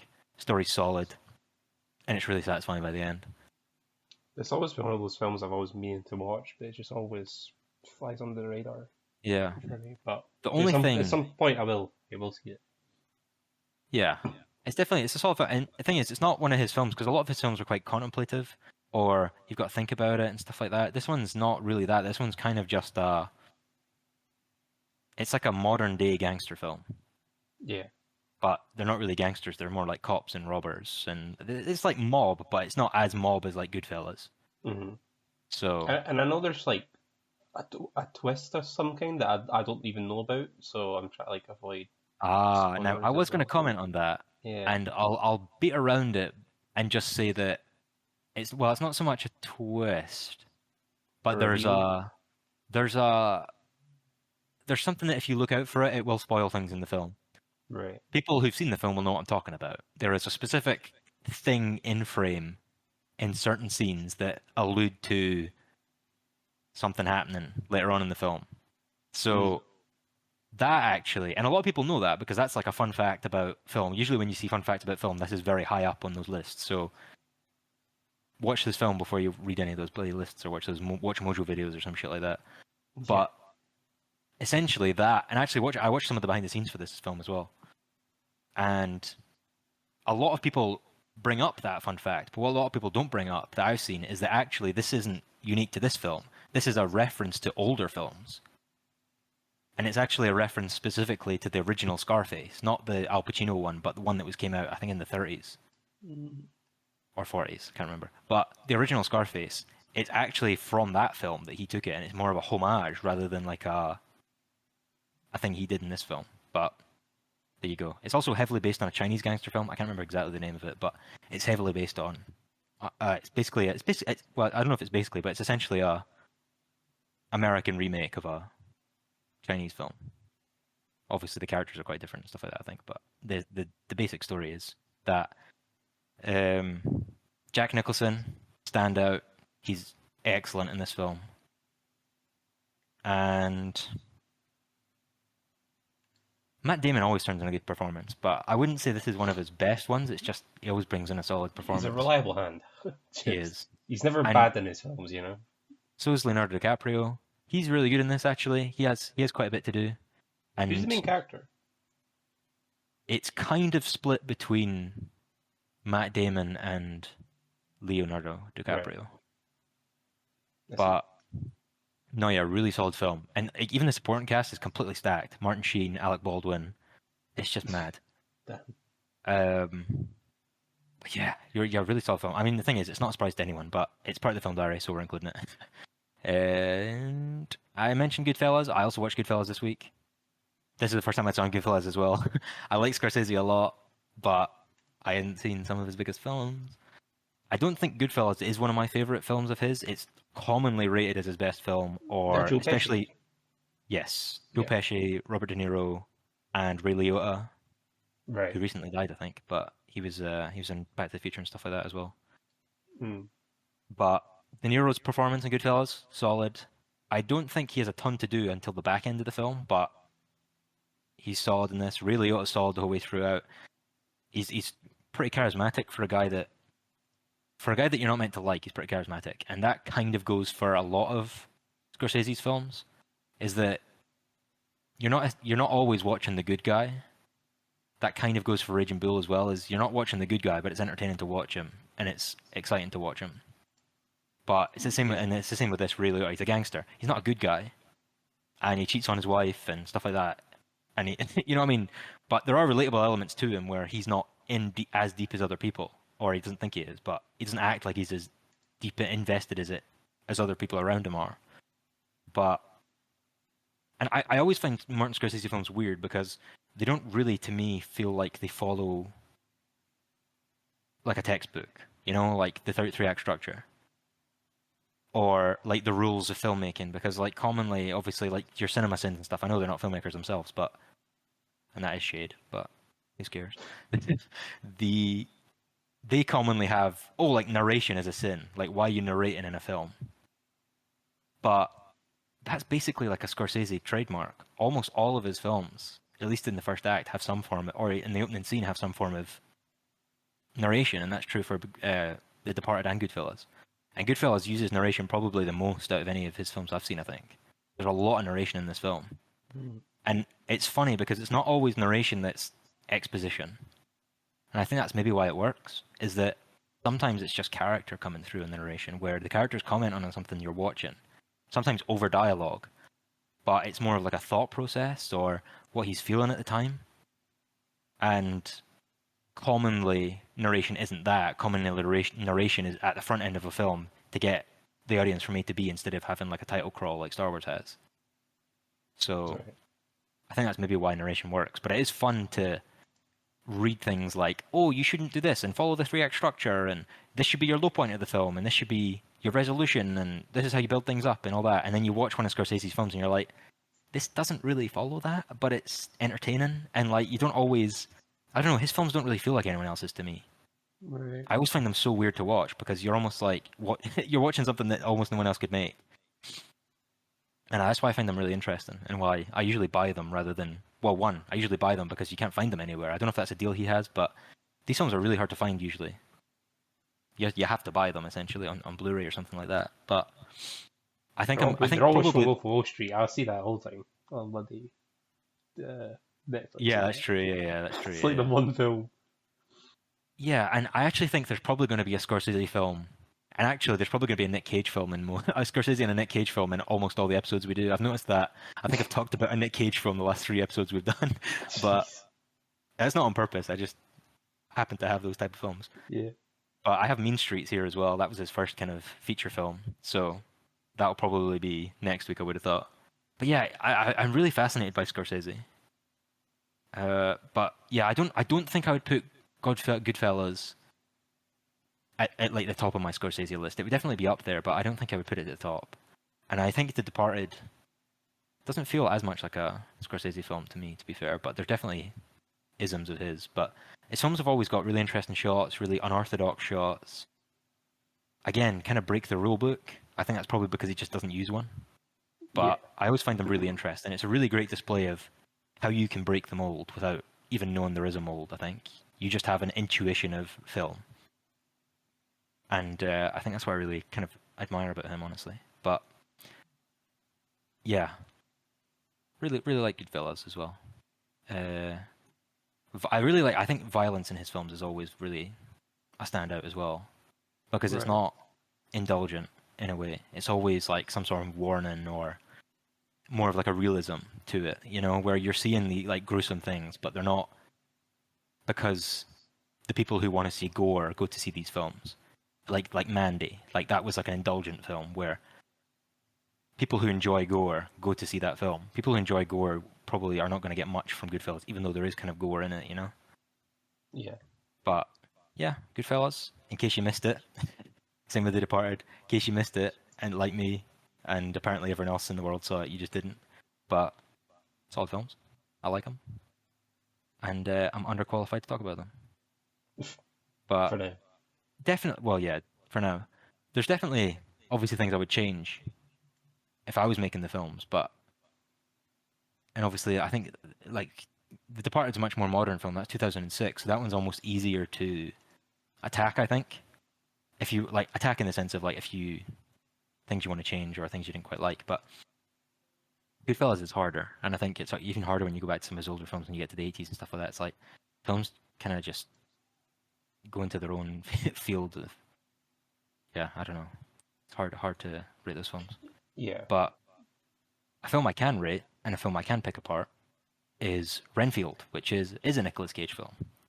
So, Renfield is, if you missed it, I think it came out last year, is essentially Dracula's familiar is Nick Holt, and it's set in the modern day, and he's sick of Dracula, and he wants to go on his own. And it definitely has vibes of What We Do in the Shadows. It's not nearly the same comedy style, which is nice because I actually thought it was going to delve into that. It shares things like that, but it kind of... I don't think it's as good as What We Do in the Shadows either, honestly. But I think the biggest, and this is going to sound harsh, but the best comparison I could have with Renfield is this felt like a Sonyverse Marvel film, but for Dracula. So, Right. I mean, obviously, that's not a very positive view, and that's because I don't have a very positive view of this film, honestly. But yeah, a lot of the comedy, a lot of the way it was acted and written and stuff like that, it felt lazy, like a Sonyverse film does typically. Characters weren't particularly interesting, chemistry wasn't particularly there. I didn't like it that very much, but I'd probably give it like a 4 or a 5. But there was some stuff I did enjoy in it, but overall it was really not my cup of tea, honestly. I thought it was a bit... I say I don't like saying shit, but I thought it was shit. There's a few jokes I actually liked in this, though. I think last year, the year before, it wasn't that long ago. Oh, right. Is there another film called Renfield? Like 2023? No, it was just like, I didn't know if it was like an older Nicolas Cage film. Right. I think it has a pretty good cast, you know? Like, I say pretty good cast. Awkwafina, I don't like her, but Nicholas Holt's all right.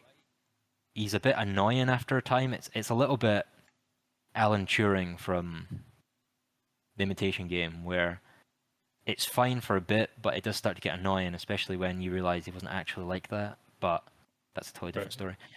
Nick Cage turns in his typical Nick Cage. Not that I'm saying he's being lazy either, but, you know, Nick Cage, typically high energy. You know what you're getting in for here. It's Nick Cage with fangs. That's what you're getting. Awkwafina is, again, she's Awkwafina, but she's a police officer. So that's what you're getting, and that's exactly what you think is what you get. Ben Schwartz, so Sonic the Hedgehog, and that's all I can hear him as now. He's a criminal. Yeah. But he's absolutely, in my head, is nothing but Sonic the Hedgehog now. He's fine.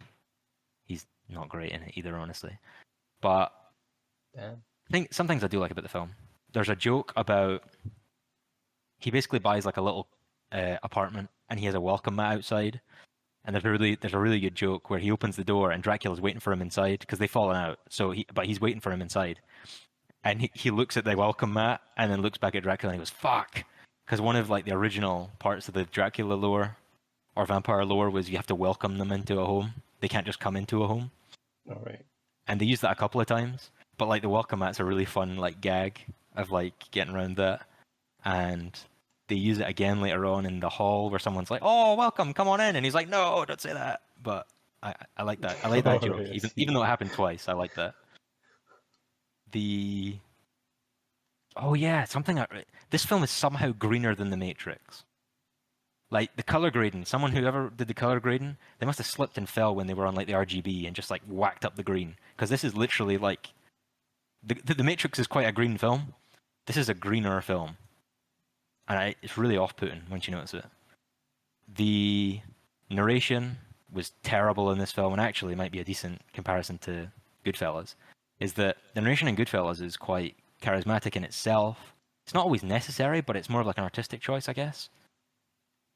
But this is just complete pish. Like, the narration is literally, there's no charisma behind it. It's not really giving you anything that you don't already know. And it's honestly just cringy. So right. I'm kind of glad we talked about this back to back. Some of the action scenes are really fun. It's not afraid to get a little bit goofy with the action scenes, especially there's a fight they have at the apartment where he gets powers of Dracula. So he eats bugs and he gets powers of Dracula.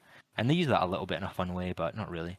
But he gets like the strength of the vampire, and he's like ripping off people's limbs, and he's like ripping a guy's face off, and he's decapitating folk. That's really fun. I like that. Had the film been more about that, I'd have been into it, but wasn't really like that.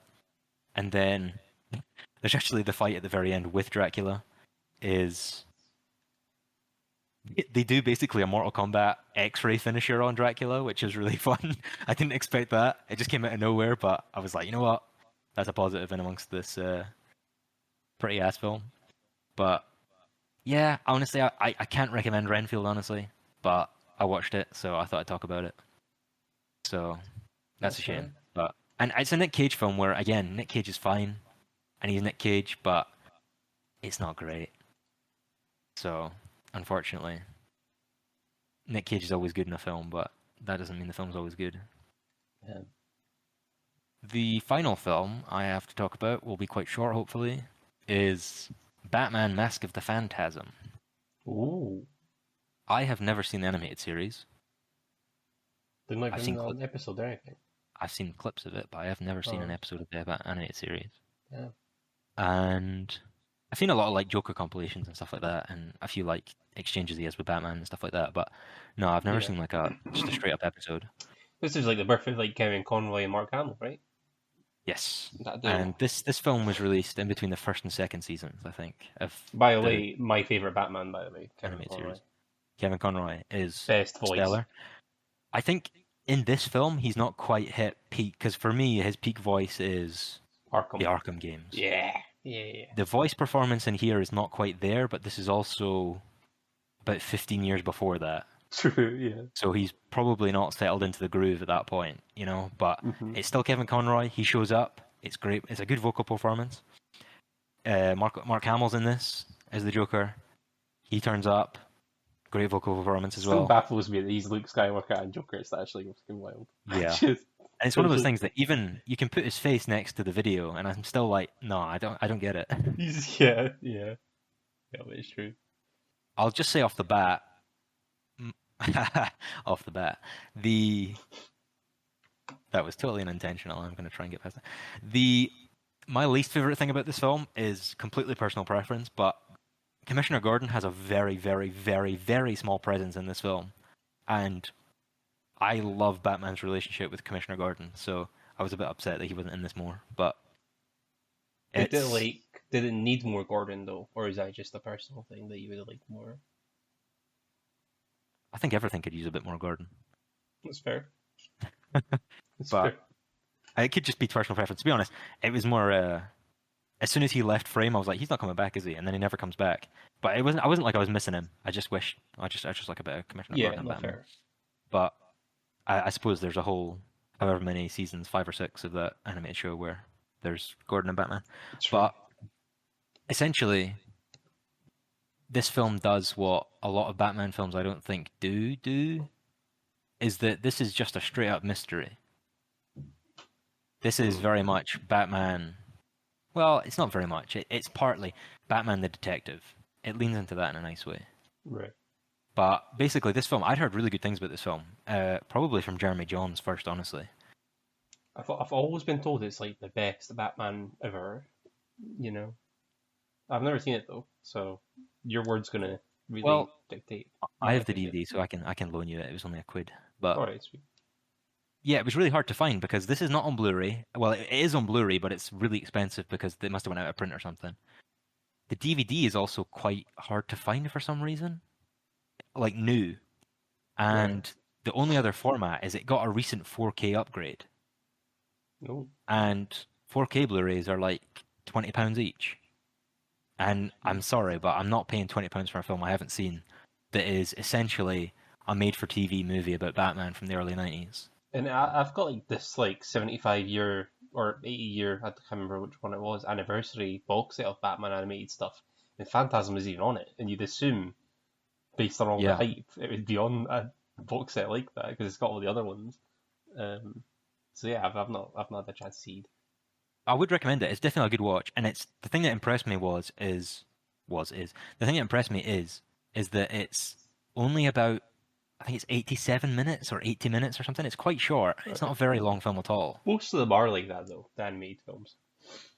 But it does get, well, animated films have been getting longer recently. But yeah, it's 1 hour and 16 minutes, including credits. But animated films nowadays are up around about the 2 hour mark. And this film kind of just flies in. Like, you're never really in a quiet moment. There's always something going on, which is really nice. And it does get through a lot of stuff in that time. And essentially, I think because this came, I think probably, have you seen the animated series of Batman? I've seen bits and bobs of it. Because I think my assumption of it after watching this is that his origin isn't really in the animated show, too much. Yeah, I don't think so. There's probably episodes that like show bits of it, Yeah. but yeah, it's not Well, like about that. and this film actually does the origin, or at least part Oh of it. right, oh right. Well, maybe not the origin, but at least him early days Batman, like kind of year one level. It does a little bit of that flashback, and Oh those right. scenes are great. They're really great, and there's a lot of really good character stuff in here where I was like kind of taken aback. Where I'm like, this is a movie that was never meant to go. It ended up in theaters, but it was never really designed to go to theaters. Mm. I think they only had 8 months to complete it or something crazy like that. Which for animation is crazy because an episode of The Simpsons used to take like 6 months, and this film's like double the length of that. But the character work's really good. The animation's all right. The animation's pretty good. It's not stellar. It's not definitely not like Disney level at that time, but also they don't have the budget or the resources of Disney at that time. Does it have that like look to it where it's like it looks like the TV show but with bigger budget, or does it just look like the TV show? It looks like the TV show with a bigger budget, but only in certain scenes. Right. There's one scene in particular that's really funny and it caught me off guard because most of it is just kind of regular cell animation with a bit of shading sometimes. Right. And there's one scene that's like fully rendered gradient shadows, and it's like a close up on Batman's face, and I was like, oh my god. It's like those SpongeBob bits where it does like the uber zoom up on Squidward's face and it's like Yeah. hyper detailed. It was Right. like that, and it caught me off guard, and I was like, holy fuck. But yeah, the character stuff's really good, and I actually think the mystery is quite good as well. It gives us some good red herrings, and it actually connects to because I think the tendency is, and especially nowadays, well, this has never left really. Essentially, with Batman, is that there's a really strong tendency to just get the Joker involved, Mm-hmm. Yeah. almost for no reason, just because he's the Joker. This film does a really good job of connecting him to because there's essentially the villain is essentially the Phantasm. Yeah. For Which is a most of new this thing, film, right? This isn't like this isn't like a comic book villain, right? completely new, I think. Yeah, pretty sure. and they do a really good job of connecting the Joker up to that story in an organic way. Mm. And they get away with it. But the peak, I think, for this film with the Joker is that not so much him on his own, but it's how he connects to the other characters, especially the villains. And I think that's where he plays his strongest in this. And actually, that's probably where he plays his strongest in the Arkham games as well, is when he's the wild card amongst other villains. And he's not working, you know what I mean? Like, he might be the top dog, but not everyone agrees with him. And he's also willing to just stab anyone in the back, sort of thing. Yeah. So, and I think especially Arkham City, that's kind of apparent for sure. with him. And it goes into that with this as well, where you have the Phantasm and you have the Joker, and they're both villains, but they're not necessarily working together, you know? And when the Joker comes into it, plans kind of go out the window for everyone. And I think that's where he plays his strongest. So I think he's quite good in this. I'm not totally convinced in the vocal performance that sometimes there's definitely highlights in it, but sometimes it does feel a bit underbaked for me. Again, this is very early on in the animated series, so Mark Hamill obviously comes into his own, and I'm going on to it with the eyes of Arkham Knight and the Arkham series. Yeah, of, like their that's peak last Joker. like one of their last performances kind of thing. Yeah. Obviously, And they had a for lot of me- like other stuff before he passed, but Yeah, yeah.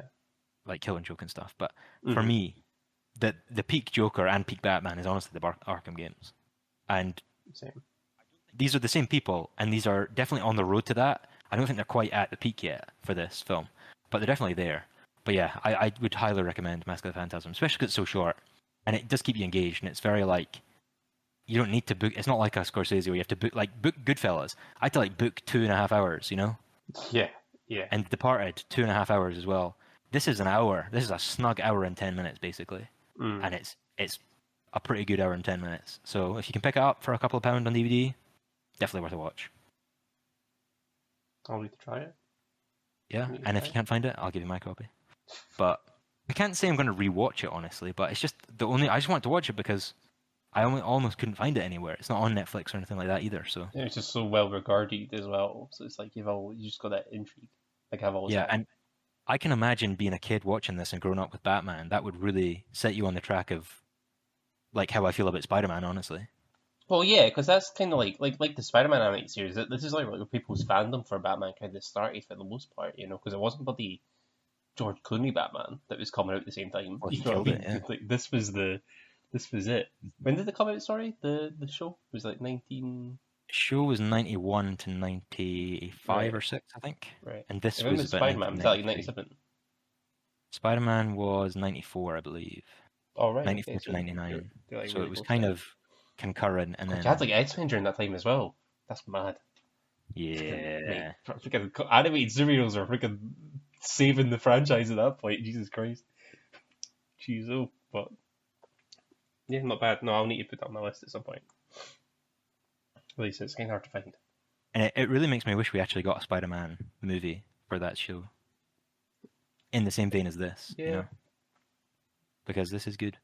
Yeah, that's probably all I have to say on Mask of Phantasm. Literally my only note for this was no Gordon, sad face. So the rest I've just been spitballing from memory. But Fair enough. but yeah, good stuff. And it's nice to have, because I don't know if Batman necessarily always has a good mystery to it. And I think that's when I like Batman with a good mystery and the Joker involved with other villains. And this is kind of that. So this appeals to the things I like. If this had Gordon in it, this would basically appeal to all the things that I like about Batman. So Yeah, because it's funny because he's regarded as like the freaking best detective ever, but his barely ever. films and stuff are never really about that. That's what I liked The about the recent Batman. Batman film. Sorry, were you going to say the Batman is also like about Yeah, like that? Matt Reeves. Yeah, Like yeah, yeah. yeah, like they kind of go back to that route a little bit. Um, but yeah, but even then, like I still don't like buy it as like a detective movie. Like there's detective aspects to it, but I would still call it like a Batman film. You know, I'm still waiting for that detective film because I think the closest you get to that for me is Arkham City. You know, with the whole like Joker thing and the really good twist of Clayface, Yeah. and all that stuff. Spoilers. You know, it's like one of the best twists in gaming though. It's like Yeah, it is, yeah. so good. But yeah, so I'm still waiting for that type of film.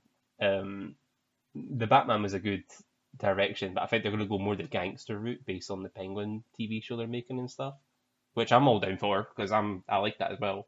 I can't wait for that show as well. It looks sick. The trailer does anyway. I don't think I've seen it. Which really? Looks so good. Like looks so good. I'm just excited. Freaking Colin Farrell looks awesome as well. But yeah, no sweet. I mean, Batman's my favorite hero, so freaking I'll find some way to watch it. Yeah, good stuff. For sure. Well, I think that might be our episode, folks. Awfully And jubbly. anything you'd like to say before we round out Brandon? I mean, to break the fourth wall, we've put in a shift in today because we've done 2 sessions back to back. So Yeah. we're Brandon knackered worried me now. last night saying I'm ill. I'm like, no, we need to do 2 episodes tomorrow. No, yeah, either way I'd have filming, but I'm just a bit You're choked up. clocking in. Yeah. Honestly, so Clocking in sick. This is how committed he is, folks. That deserves a Weekly like, I thumbnails. reckon. Yeah. But no, yeah, no, it's been good. It's been good. Some interesting films Yeah, today. And pretty good episode. what we doing? What's next time? Is it Wizard of Oz? I think the next episode is The Wizard of Oz. What a curveball! Look, freaking Alien, The Crow, Wizard of Oz. It's like, okay, Yeah, so it is. random. Well, when you put it like that, yeah. So random. But that, I believe, is the 85th anniversary. Something like that.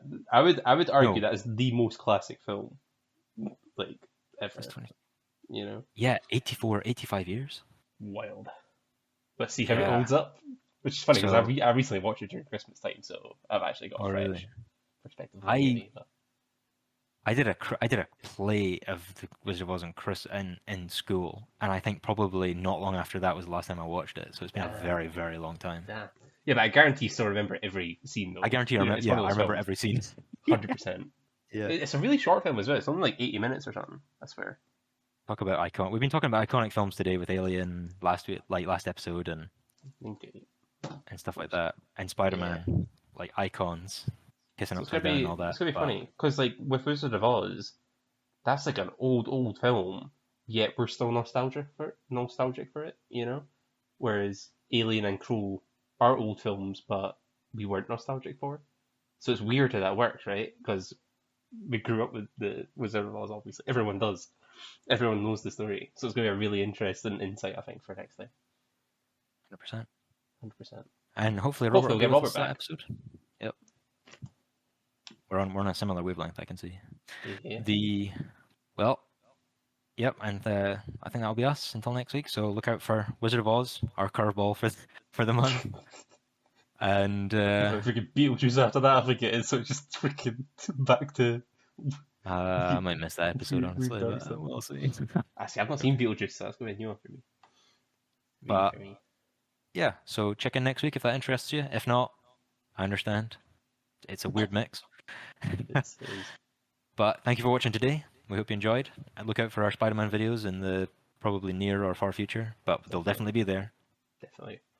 I'll be holding myself to it. You won't have to hold me to it. But yes, thank you for watching today. Like and subscribe if you feel you wanna. And check back in every week for one of these film diaries. And thank you for watching. We'll see you next week, hopefully. Bye. Bye. Stop. Lovely stuff. Craig, stop.